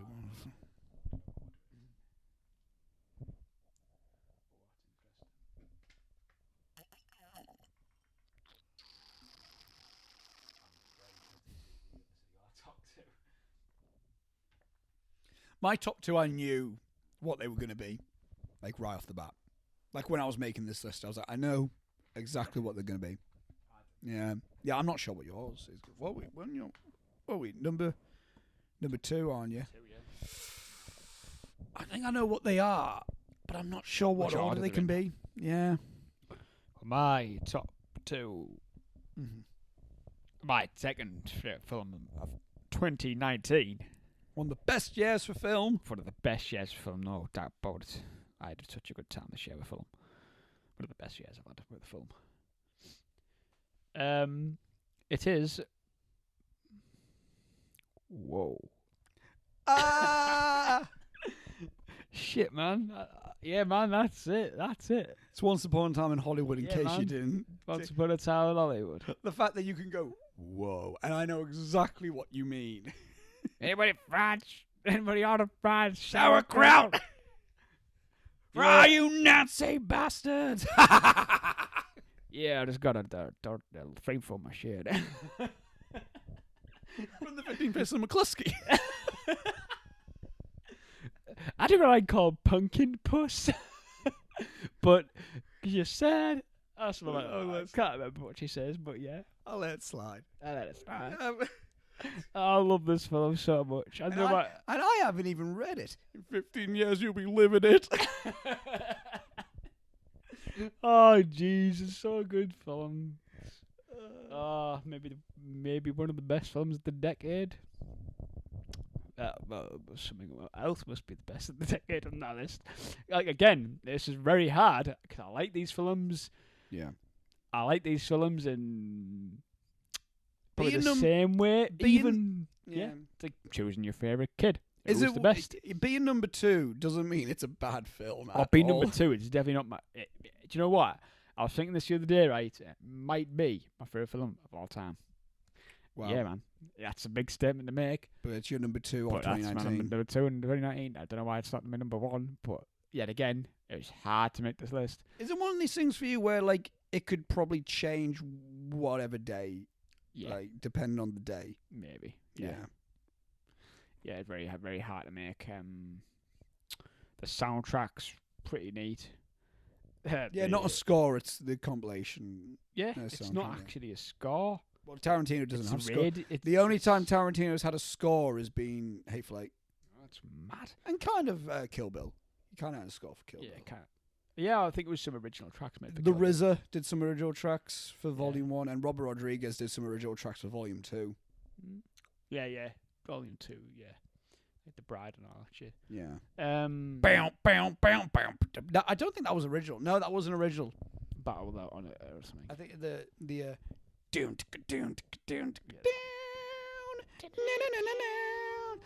I know Tarantino. He said that was from like an old like a Japanese gangster film that he thought was just okay, but he loved that song, so it's a good song. Anyway, you could just quote this film for days. Like, it's such a quotable film. I have quoted it for days. We have quoted it for days. Away we go. You're my best friend, Cliff. Oh, that's such a good thing. It was probably not what I was expecting, to be honest. Nah. I was expecting them to, like... I remember you landed in from... Where did you go in holiday in 2019? So this is another story. This is another good story for podcast. So I booked a holiday to go away to Tunisia last year, the 2019. Same week. No, it was the same day. You were leaving. Same day. I was leaving the same day that this film came out, and I've been hyped for fucking months. And you're going for 2 weeks. And I go for 2 weeks, and I was hoping it was still out in the cinemas by the time I come back. But good job, it was. You landed back in the country. I literally landed. You were saying, like, the radio's rubbing it in because adverts are playing on the radio. And then I went to you. It was early morning flight as well. Yeah, and I went to you. You fancy seeing it today? I've got nothing and you else went, to do. Yeah. You landed. You weren't even 24 hours back into the country and you went to see this film. That's how hyped I was to go see this film. And I was blown away by this film. And I loved it. Is it your favourite Tarantino? Oh, that's a big statement to make, actually, because I loved Hateful Eight. Again, they're totally different films. They are. Like, I love them for like the genre, genre. Like, I love Hateful Eight for its western, and I loved playing Red Dead Redemption 2 at the time. 70mm film. Yeah, 70mm film. The same cameras that Lawrence Arabia used. Oh, the exact same one. Yeah, I think it was the same lenses, like legitimately. Yeah. Oh yeah, the lenses would be the millimeters of the lenses, not the cameras itself. But yeah, It's just a good film. It's just a good, fun summer film. I recommend going and see it. It's actually on Blu-ray now, so you can go grab your copies Hell now. yeah. Make sure you don't buy the broken copies like what I did. I was literally fuming. I had to go back the next day and trade again. Hope I didn't have no problems trading. I thought I would have, but I didn't. No. But yeah, I bought it straight away and I tried it and played it, watched it again. Loved it. Special features. It might be me over. It might be me. Oh, the special features, man. Redwood cigarettes and all that shit. Red apple. Red apple? Redwood, that's... Would you take a bite of red apple? Yeah, I would. Would you take a bite of red apple? Yeah, I would. I love the adverts in the movie. I'd love them. Red Apple cigarettes is a cigarette that's been in the Tarantino universe since Reservoir Dogs. That's nuts. Shows up in every Tarantino film. That's nuts. Mm-hmm. Improv as well. Improv lines like fucking. Which is not DiCaprio. Which is not a usual thing in Tarantino films. Tarantino likes the actors to stick strictly by the script, except for this film where the whole trailer scene just shows you have faith in these actors. I feel like he was just having fun with Once Upon a Time in Hollywood. Yeah. So he was like, "Yeah, sure, fucking do it." It's his 9th film. I think he might take it a bit seriously for his 10th film. Because I have a clue what his 10th film may be. He doesn't either. He's taking a bit of a break because he says he wants to do a TV show. Bounty Law. He wants to do a book. Want to do a Bounty Law? I think so. Yeah. Oh, imagine that. He wants to do a book. He wants to write a stage play. He wants to do everything before and then he might think about doing his 10th film. So he's going to have a bit of a long break before he gets to his number 10. That's so let him. He's saying like at this moment in time he's got no inspiration for a film yet. So fair enough. That's good. Please do a mafia film. I really want him to do like a mob film. Could you imagine that? Yeah, he was attached to the Star Trek project. But yeah, he's left that now. That which I'm whatever. I'm all right with. I'm sad, but it's fair enough. Yeah, whatever. I'd probably do one of his 10 films to be a Star Trek film. No. I want to make. Although he did say that would be a loophole with him. He said, "Oh no, I would do another film after the Star Trek film if I did that." So. Yeah, it's original property because Star Trek's really not original. Not at all. Well, not original by Quentin Tarantino. No. Yeah. Well, it would have been interesting to see him write the script and let someone else direct it because he's a big Star Trek fan. He is, yeah. But he's also said that he would much rather direct a script that he wrote. So, yeah. I think that's all I got time for. Once Upon a Time in Hollywood, your number 2? Just go watch it. My number 2, Gary. It's my favourite Netflix film of the year. Nah. My number 2 is Noah Baumbach's Marriage Story. Oh. What were you thinking? Paddleton? No, it's a Marriage Story. Oh, I cried 4 times in this film. Cried 4 times? I didn't cry once. Apart from the very end. Well, I did swell up. I'll tell you the bits that I cried at. Because they're not really too much spoilers. I cried at the bit towards the beginning when they're in the New York apartment and Scarlett Johansson walks around the corner and then she just starts like crying, but she's not. She's trying to like hold it in so Adam Driver can't hear her crying. I'm like, oh, that's fucking rough. And it's like, I didn't necessarily cry at that. I just kind of was like, oh, Jesus. Because like she walked around the corner instantly as soon as like she was out of Adam Driver's sight, just started crying. I was like, oh, that's rough. That's rough. Another time I got really emotional was when they were closing the gate, and that beautifully edited scene, and then they shut the gate, doing that thing of like, and then they were just on 2 different sides of the gate. I don't know. That was like a thing that I was like, it was so like. Jesus Christ, I cried at the scene in Marriage Story, you know, the one that gets memed. Yeah. I cried at that. Cause a lot of things get memed this year. Like that was a scene that like, I don't know, like if I would have like, I don't know how much of an effect it would have on you if you know it's the meme scene. because I've watched it not knowing like anything really about it, Even. Other than like it's a film about divorce, and it's getting really good reviews. And that scene, it's like it just.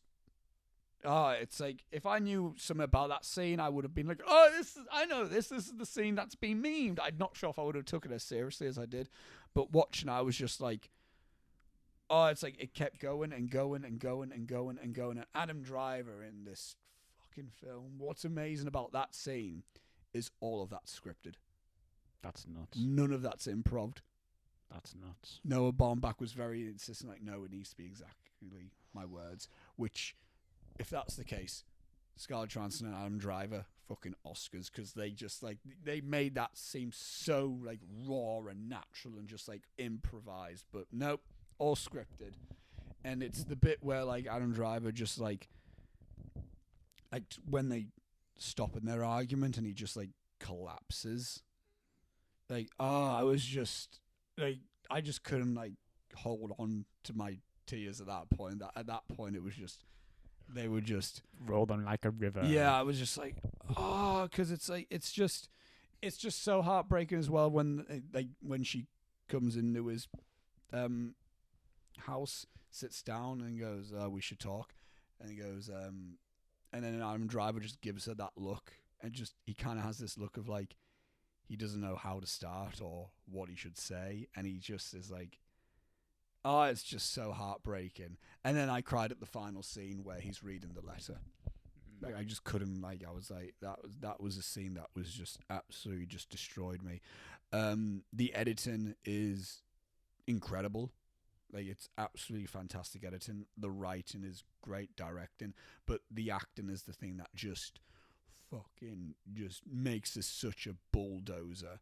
It's like Adam Driver. You know what? It's between Joaquin and Adam Driver for my favourite lead male performance of the year. Two very different roles as well, so it's like how can you compare them? But I think Joaquin and Joker, I'm like, man, he's the best performance of the year.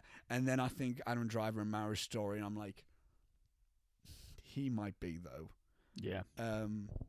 Scarlett Johansson's probably my favourite actor. Actress. Yeah, she's probably my favourite female actor. Lost in Translation, her, this. And yeah, I know this is a film that is so like raw and just real. And just it has like again heavily emotional, dramatic elements, but it's got some nice human fun to it as well. It's got some nice like fun nature to it. And there was a period like when I first watched it, I wasn't sure if I thought myself this might be my favorite film of the year. But then I let it like sit. I'm like, it's definitely my number 2. If my number 1 if I didn't see my number 1, then Marriage Story is easily my favorite film of the year. I'm very curious what your number 1 is. I think you know. Actually, yeah. But yeah, Marriage Story. It's a film that like. Again, like Midsummer, I kind of needed Marriage Story in my life. Not that I had a similar... Nothing was similar at all to Marriage Story, to my actual life. But I don't know, like it was just a truly human story that was absolutely... It's a beautiful, beautiful film. And if this won Best Picture, I wouldn't be complaining at all. I think it kind of deserves it. Like, in all honesty, it's like, because I feel like it's one of these films where, because now since Roma is got a Criterion release, I wouldn't be surprised if Marriage Story would. Netflix Criterion. Well, Roma is a Netflix film. Oh, yeah, that's right. Shit. So, you know what I mean. So it's I wouldn't be surprised if this could, because it's very possibility. It's a film that I do think will be looked at and like will be studied as like one of the best films ever made. Yeah. Like honestly, it's absolutely incredible. Fucking love it. I can't think of anything more to say. It's one of those films that that's very special to me that I just don't have too many words other than about it. But yeah, 2 of the best acted films. It's one of the best acted films ever, I think. But yeah, no doubt about that. So Gary, what's your favourite film of 2019? I think I know. You know? I think I know this. Yeah, because yeah. Just double check. Yep. Because you never know. It could be fucking. You never know.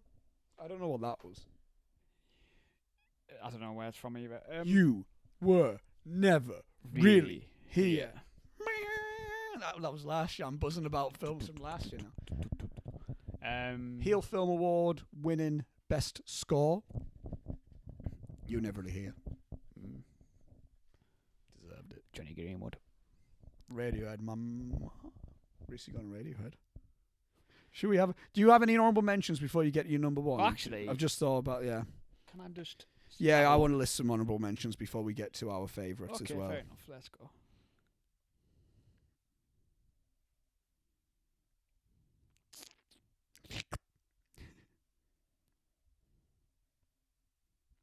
I want to say Paddleton didn't quite make my top 20.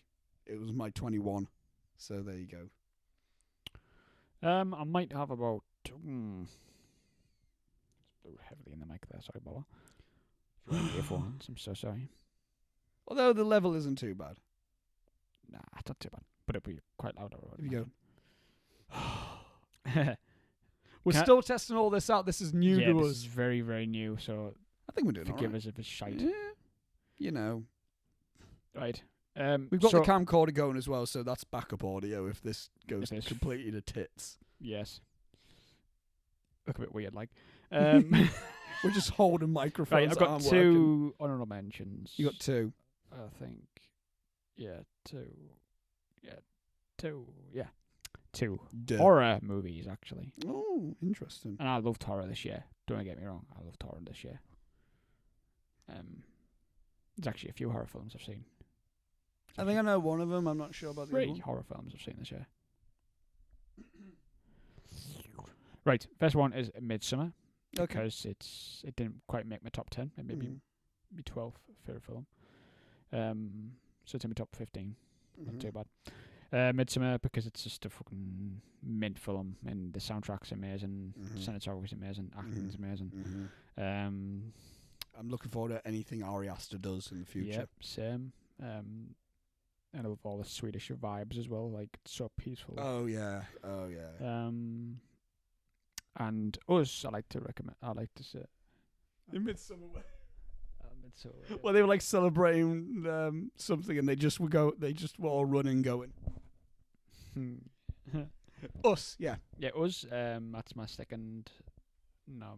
Honourable mention because it's just amazing. The set, costume design. That was my 22.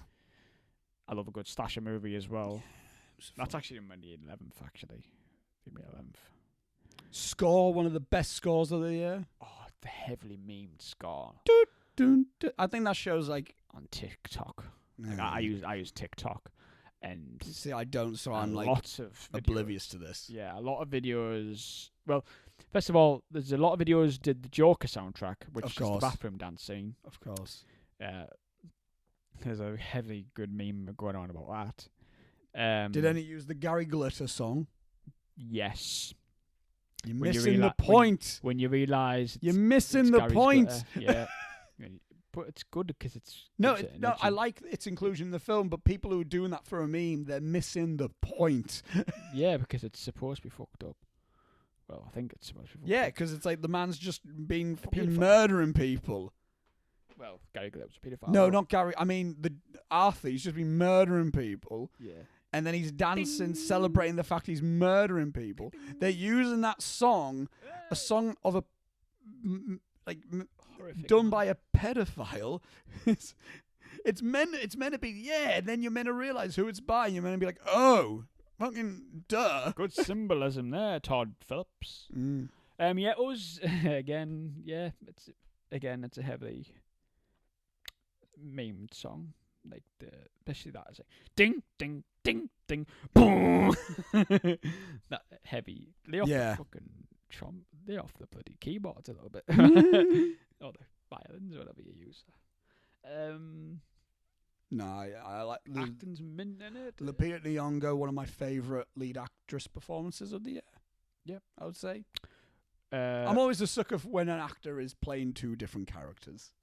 unpredictable ending, I would say as well. I like the ending quite a bit. Quite a bit. Top tip. I liked it better than Get Out. Personally, I'll have to rewatch them. I liked Get Out. Yeah, I liked it. And I watched it after actually. Yeah, I really like Get Out, but I wasn't one of these people that was like, it's amazing. I was like, no, it's good. It's amazing. It's amazing. No, I liked it. Calm down a bit. I'm not sure if it necessarily deserved Best Original Screenplay because 3 Billboards Outside Ebbing, Missouri was also nominated for that category, and that was better screenplay. Just saying. 3 Billboards Outside Ebbing, Missouri. Just want to say, winner of Best Screenplay at last year's Heel Film Awards. Just like throw that out there. And also, while we're speaking of last year, I'll just like to tell the story. That's fine. I actually fucked up last year's list. We're having a bit of a. But yeah, you did, didn't you? Yeah, explain this. Explain this, Gary. So, I was going by my Letterboxd watched, not by UK releases. So I had on films what came out previously the previous year in America, but what were listed as 2017 films because they had American 2017 releases. Yes, but not 2018 releases, UK releases. So you had films like Coco, but it's not on my list. Wouldn't make my top. I don't think it would have made me top 10. But films like 3 Billboards, that would have made my top 10, and that was not in my top 10. That's also the part of the list. I think I was rushed. That's why. That's also part of these lists that I like. They're all about perspective. I think, in a sense, I guarantee you, this list. I'm telling you now, it's probably going to change within the next few weeks. But my top 2. Yeah. For me, this whole list could probably change in the next few. I look back at lists from the past few years. I like to do that just out of for fun, and I'm amazed at certain films where I'm like, wait, hang on, that's in your top 10. I had How to Train Your Dragon 2 as my second favorite film of 2014.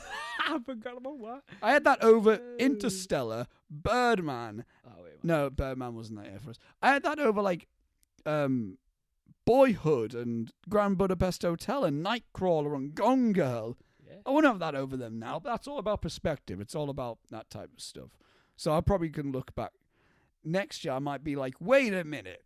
I had John Wick 3 over Little Women? What? I don't know. I might love Little Women next year and be okay with John Wick 3. I don't fucking know. It's all about perspective and shit. Exactly. Speaking of perspective, I have... You given 2 honorable mentions. I have 10 honorable mentions. Jesus just Christ. Because of how much of a belter of a year. I'm not going to go highly in depth with all these. I'm just going to skim through them. But these are 10 films. These are 10 films I do think are all worth a watch, and any of them could have crept in my top 10, but they didn't. So yeah. First one is Birds of Passage. This is a foreign film that is currently on Netflix at the minute. It's been labeled as almost like I think it's Colombian. It's a Colombian film. It's almost being labeled as the Colombian Godfather, and I could really, and I can understand that. It's about drugs with Colombia, isn't it? Yeah. It's about almost the rise of the cartel industry, based on true events ish. Beautiful score. Amazing score, really nice visuals, all these I'm going to show Gary the poster now. That's basically the colour palette for the film. Holy shit. So, yeah, it's beautiful score. You would like the score. It's on Netflix at the minute. As I said, it's basically like the Colombian Godfather. So there you go. Number 19 is another A24 film. It's Claire Denis' High Life. The most underrated film of 2019, I think. Not many people are talking about this. I think this has a wonderful score. It has the best original song of the year with Willow, sung by Robert Pattinson. I didn't know what to expect from this film. I didn't expect it to be interstellar with semen. That's what we're describing. That's there you go. Yeah, I'm going to be doing a lot of semen. A lot of it. That's why it's 18, because I thought it was an 18 rated film. I went, is it going to be gory? Nope, a lot of sex. Number 18. No, I'm going through my third honorable mentions. My number 18 on my overall list. My third honorable mention is Mike Flanagan's Dr. Sleep. The Shining is my The Shining is my favorite horror film of all time. Very I think this underrated. did a very good job. I think it did a good job at being a sequel to this Kubrick film as well as the King book. I haven't read the Stephen King book yet. Hugh McGregor was really good in it.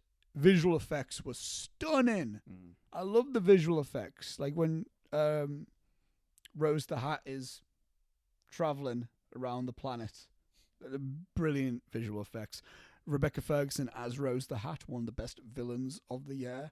Forgot she was in this. Yeah, fantastic villain. And it didn't deserve to lose money. It's a shame. It underperformed heavily at the box office, and I was quite disappointed by that. But it's what it is. It's a shame. My fourth honorable mention. I'll wait till Gary. You clunk there. Yeah, you did. Yeah, I think I'm ready, mate. Come. Just talk again. I'm just. 1, 2, check. There you go. We're fine. My fourth honorable mention is Beautiful Boy. This was a film that I saw earlier in the year. Such a beautiful boy. This one stars Steve Carell and my boy Timothy Chalamet. Mate, it's his been his year this year, hasn't it, man? Timothy Chalamet. Yeah. I love him so much. I think I have a bit of a man crush on Timothy Chalamet. Yeah, man. Sexy, man. He's one of the best support. It's a film based on a true story about a father, played by Steve Carell, who is dealing with his son's heroin addiction. The son, played by Timothy Chalamet, again based off a true story, of true events. It's heartbreaking, absolutely heartbreaking. And again, Timothy Chalamet is a young guy. So I think it's Nick Sheff who Timothy Chalamet plays. I think he was about 18. Okay. The character was 18, and again dealing with a heroin addiction. So it's devastating. That's my fourth honorable mention. Fifth honorable mention is Olivia Wilde's Booksmart. Really great coming of age film. Really funny. Really dramatic as well. It's probably the best coming of age film of the last few years. The whole premise is two friends. They all they did in their school time was study. All they focused on was school, where everyone else was focusing on, not just school. And they think they're the only ones that got into good colleges, to which they find out, oh yeah, everyone else is also getting into good colleges, but they didn't just focus on school. So it's kind of a thing where they realize, like, oh yeah, you don't have to just because someone likes to party doesn't mean they're shit at school. Which I think is actually a pretty cool thing. And then they decide, right, for our last night as a part of school, we're going to go have a party. We're going to go and be a part of a party. And party. And in that way, I think it's a really good coming of age film with lots of good moments that I think will have a lot of quotable elements to it in time. And time will be a very good factor for this film. Another honorable mention is Peter Farrelly's Green Book, which won Best Picture at the Academy Awards last year. It's just such a lovely, heartwarming film. Watched this with my mum and dad Christmas Eve, and my dad recently Christmas Eve. Christmas Eve. Yes, Christmas Eve just gone. And my dad, who's not really a film person at all, thoroughly liked this film. He told me multiple times, "Good choice, Oscar." So won over with that. And the line in it, it has a lot of good. It's lovely cinematography and really well edited, I think, as well. But there's a line in it which Viggo Mortensen's character says, which is, "This world is full of lonely people afraid to make the first move," is one of the reasons why this will always be a special film to me. Next honorable mention is my favorite documentary of the year. It's a Channel 4 documentary called For Summer, which is Channel 4. Yeah, which is it's on 4 on demand if you're in the UK. Yeah, Channel 4 is a UK channel. It's a documentary about a mother and her daughter, the daughter being called Sama, a child, and it's during Syria within like this decade. So, and she's filming it. And it's not actually, I've heard about this. Yeah, and it's it's an extremely important film that I think everyone should see. Man, fuck war. Just fuck all this political shit. Yeah. The amount of people, the amount Recently. the amount of deaths that have happened over an old rich asshole wanting just more money. Obviously, this is like between like Russia and Syria. So the amount of times that like I forgot the woman's name, Wad, I believe that's how you pronounce the name. The woman who films this. Who films this? The amount of time because she lives within a hospital, like a hospital that her husband is a part of. Who like they try to like save like people that have like victims of the attacks and bombs and all that. The amount of like bombs you see go off in this film, it's just sickening because it's real shit, and it's not an easy watch. There's many times in this film where you see actual dead bodies, and it's rough.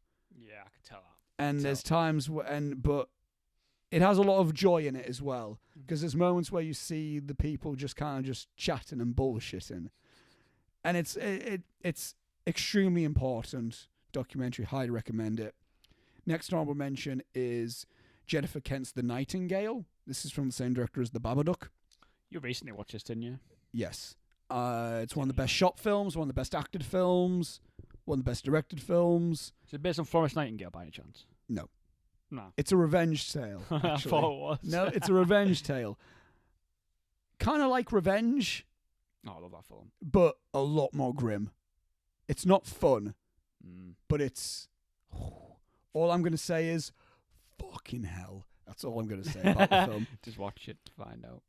Next honorable mention is David Mitchell's The King with my boy Timothée Chalamet. Again, plays. It's the last time I'm going to mention Timothée Chalamet, by the way, in this video. Yeah, The King, about King Henry V. It's not quite based on the true events, and it's not quite based on the Shakespeare story. It's it's a bit of a merged thing. Amazing costume design. It's similar in the sense to the recent Macbeth film that came out, but it's a lot more accessible. Yeah, it's a lot. I have the same feeling with The King that I did with Macbeth, but it's a lot more accessible to get into. Again, it's not based off the Shakespeare story of Henry V. I don't really like Macbeth that much. Yeah, I loved it, but again, fantastic acting, Timothy. But also Joel Edgerton's really good in it. Joel Edgerton is fantastic in it. Robert Pattinson is in it a bit. He's a bit over the top, but he's fun in it. Yeah, The King, really good on Netflix. Give it a go. And the last honorable mention I want to say is a South Korean film called Burnin'. The UK got this in March. I'm not going to say too much about it because I think it's best literally knowing nothing about this film. So I'm not going to really say anything about it other than beautifully shot film, extremely well acted, one of the best endings of the year. And that's all I'm going to say. Gary, what's your favourite film of 2019? Again, this fluctuates all the time because it's an amazing film. They're both amazing films, like my top two. I've never had this problem before. It's basically the Joker, isn't it? Really. I yeah, everybody knew that now. I knew your 1 and 2 was going to be Once Upon a Time in Hollywood and Joker. I just wasn't sure which order it was going to be. Exactly. I didn't know this order till last night. Mm-hmm. So,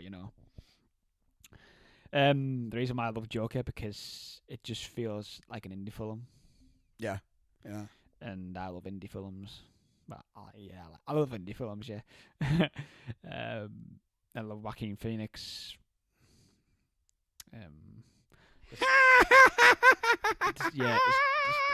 Just the uncontrollable laughing, like the scene when he's walking down when he's buttoning his shirt. Such a good scene, and then he just stops. It's like, oh Jesus, love it. Why do you bring a gun to the fucking children's hospital? Did you get what you fucking deserved? I love how the film, you don't know if it's taking place in his mind, Because I just got that feeling like, oh, is this actually coming from his brain? Like, is this coming from what's his If it's name? just in his subconscious. Arthur Fleck. Arthur Fleck. Yeah, because you Arthur have Fuck. you have some scenes where you just what's actually happening here? The soundtrack. Hilda. Oh, mate, A protege of Johan I Johansson. was going to say that. And yeah, rest in peace, Johan Johansson, because he's one hell of a Legacy composer. lives on through Hilda. And you can totally tell this is done by Yeah. a friend of Johan Johansson. Well, she's a celloist. She's a professional celloist. Like you can tell. like she was classically trained with the cello. You can tell So, because yeah. it's very cello influenced score. Most of her work is. Yeah. I haven't seen Chernobyl, but she did that as well. Oh, Didn't she? Yeah. Chernobyl. That is another epic. Was that TV her? show. Yeah, Yeah. she did the soundtrack for that. That's where I first heard the soundtrack. And that soundtrack was ace. Yeah. It really was ace. It was Ace, emotional. you rock. Yeah, We miss you, 3CW. we miss you. Please come back. Specifically the Borough Hall. Yeah, specifically Better Hall. You could totally tell it's done by the same composer because it's just that cello. It's just goosebumps. Yeah, the bathroom scene is just. When I first watched that, that's smile on my face. Literally. that's the film that's the like if people compare this to Taxi Driver, which is a bit like Taxi Driver in a sense, but So you watch Taxi Driver. that bathroom dance scene is the equivalent to the films You're Talking to Me. He's all skinny and all that shit, and Yeah. he actually lost weight. Oh, the Academy love it when an actor loses weight. That's why I think he might nick that award. I think or he make could. get the Golden Globe. Who knows? I'm very interested in the Globe results because that would be a good indicator. The Globe's tomorrow, isn't it? Yes. Yeah, The tomorrow. 5th. Yeah, the 5th. Yeah, the Sunday. Oh, it's always Sunday. I think the Oscars get announced on Monday, I think. The Oscar nominations. Oh, Or BAFTAs. I think the BAFTA Sundays. nominations get announced. The BAFTAs get announced on 6th. I think the Oscars get announced sometime next week as well. It's February, is it? Oscars. February 9th. Quite early for the Oscars, usually. Yep. Yeah. Yeah, it's shot beautifully. Mm-hmm. Bit ruined when we went to go see it. Oh, the first time where they... Yeah. I seen it twice. In the Was it the same time? Yeah. I seen it twice in the cinema. And The projectionist fucked it up. They cut the top and the bottom off. Yep. Didn't take away from how good I thought the film was. No, though. definitely not. I didn't even notice it, to be honest. You see, I noticed it just because I actually thought it was part of the film. it was some of the framing choices. I was like, surely that's not meant to be like that. But yeah. Didn't measure the screen, did they?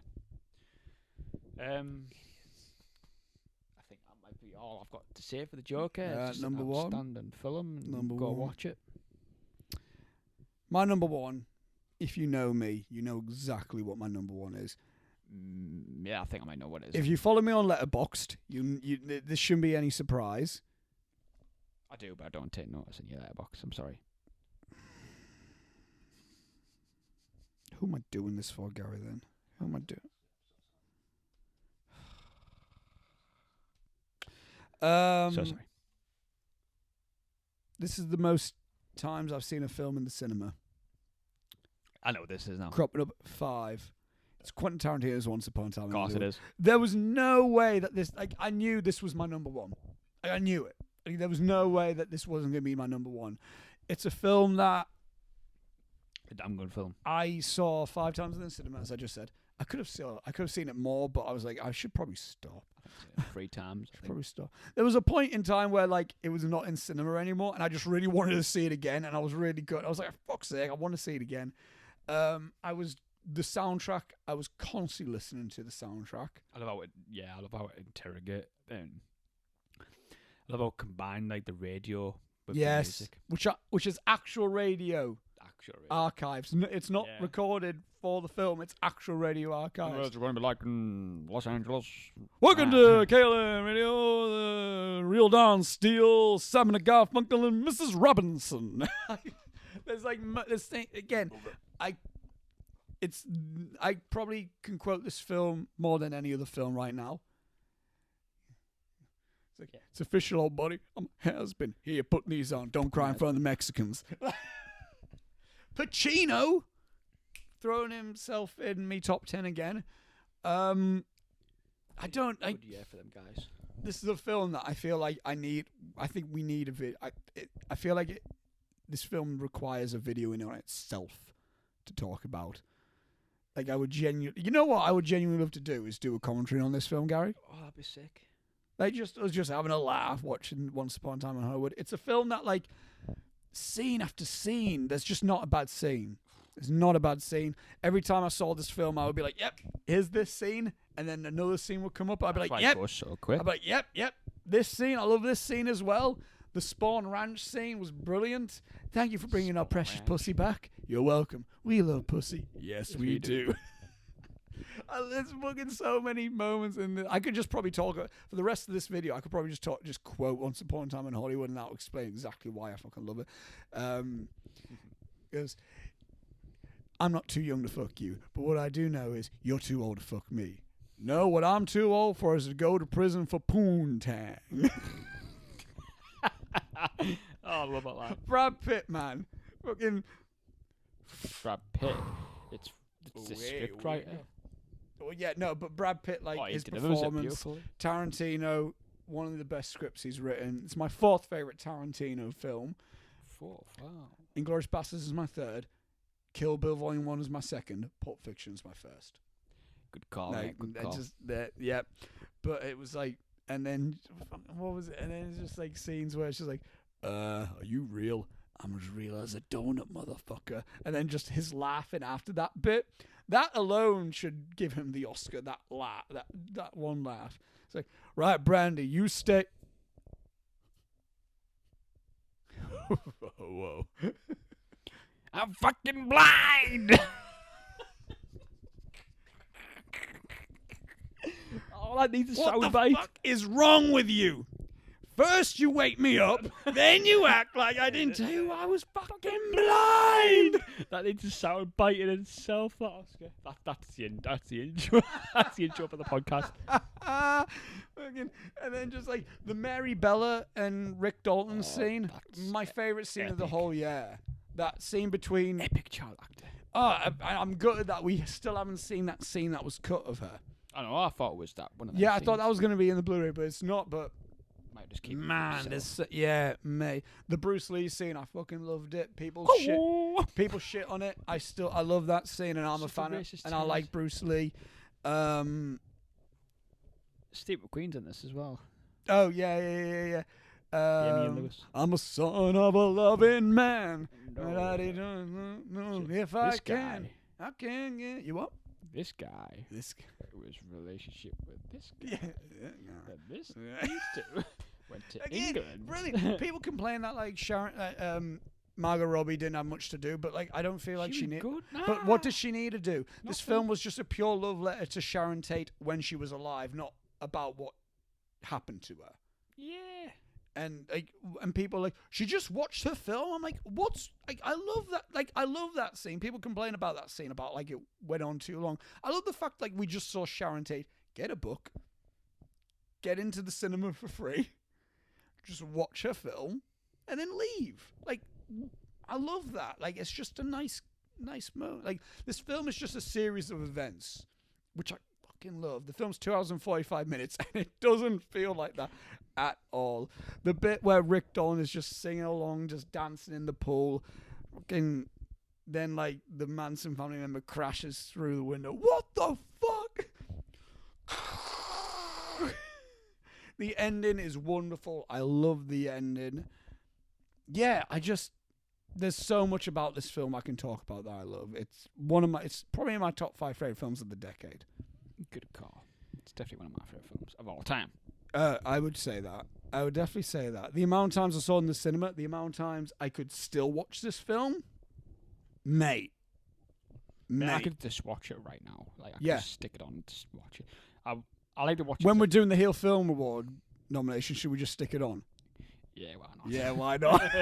Watch it in beautiful 65-inch TV. Ooh, yeah, honestly, Once Upon a Time in Hollywood is, again, if people don't like it, but I don't care.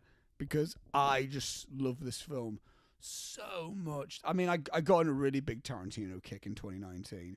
So much so that I have written a 2,500 word essay on the man for university. So what a bloke. I know a lot about the guy. Right. This MacBook was on 100% when we started. It's on 25% right now. That's good because mine probably would have died by now. Yeah. But yeah, that has been our top 10 favorite films of 2019. A very tasty list as well. Guys, thank you for watching this. Next video you should expect from the Heel channel is the epic final cut for VHS Pirates. It's 3.5 hours long. Go watch it. It's going to have a 10-minute intermission, so don't you worry, you can have a break. And it includes an exclusive brand new ending to the VHS Pirates saga. What could that ending be, Oscar? And also what I'll say is, stick to the end of the credits. It's something very important. Just stick through the credits. The credits, I'm not going to say too much. Stick through the credits. It's important. Just watch. And while you're here, go see our end of year video as well. Yes, check out the end of year video. Featuring me in 4K. Featuring Gary in all 4K. Fantastic. Do you know what I find quite amusing? You know how we had like 205 subscribers through 2019 and we did fuck all. Yeah, that's mad. Since uploading this one video, we've lost one subscriber. So we lost one subscriber. We just, you know what? We just shouldn't make videos and we just get more subscribers. That might be something I might consider in 2020, just not making videos. Yeah, that's a good call. Anyway, guys, thank you for watching. Thank you. I know this is a long video, but who gives a shit at this point? You can always just... Who cares? You can't really skip it, really, because it's just a big, long... This... I'm happy. We'll see how this turns out. This looks like this is done well. These mics. Yeah, let's so we'll see. Thank you all for watching. Thank you. Epic final cut. That's the On next the video. flip So side. tune in for that. And till next time, guys. Goodbye. Au revoir. Au revoir, my brother.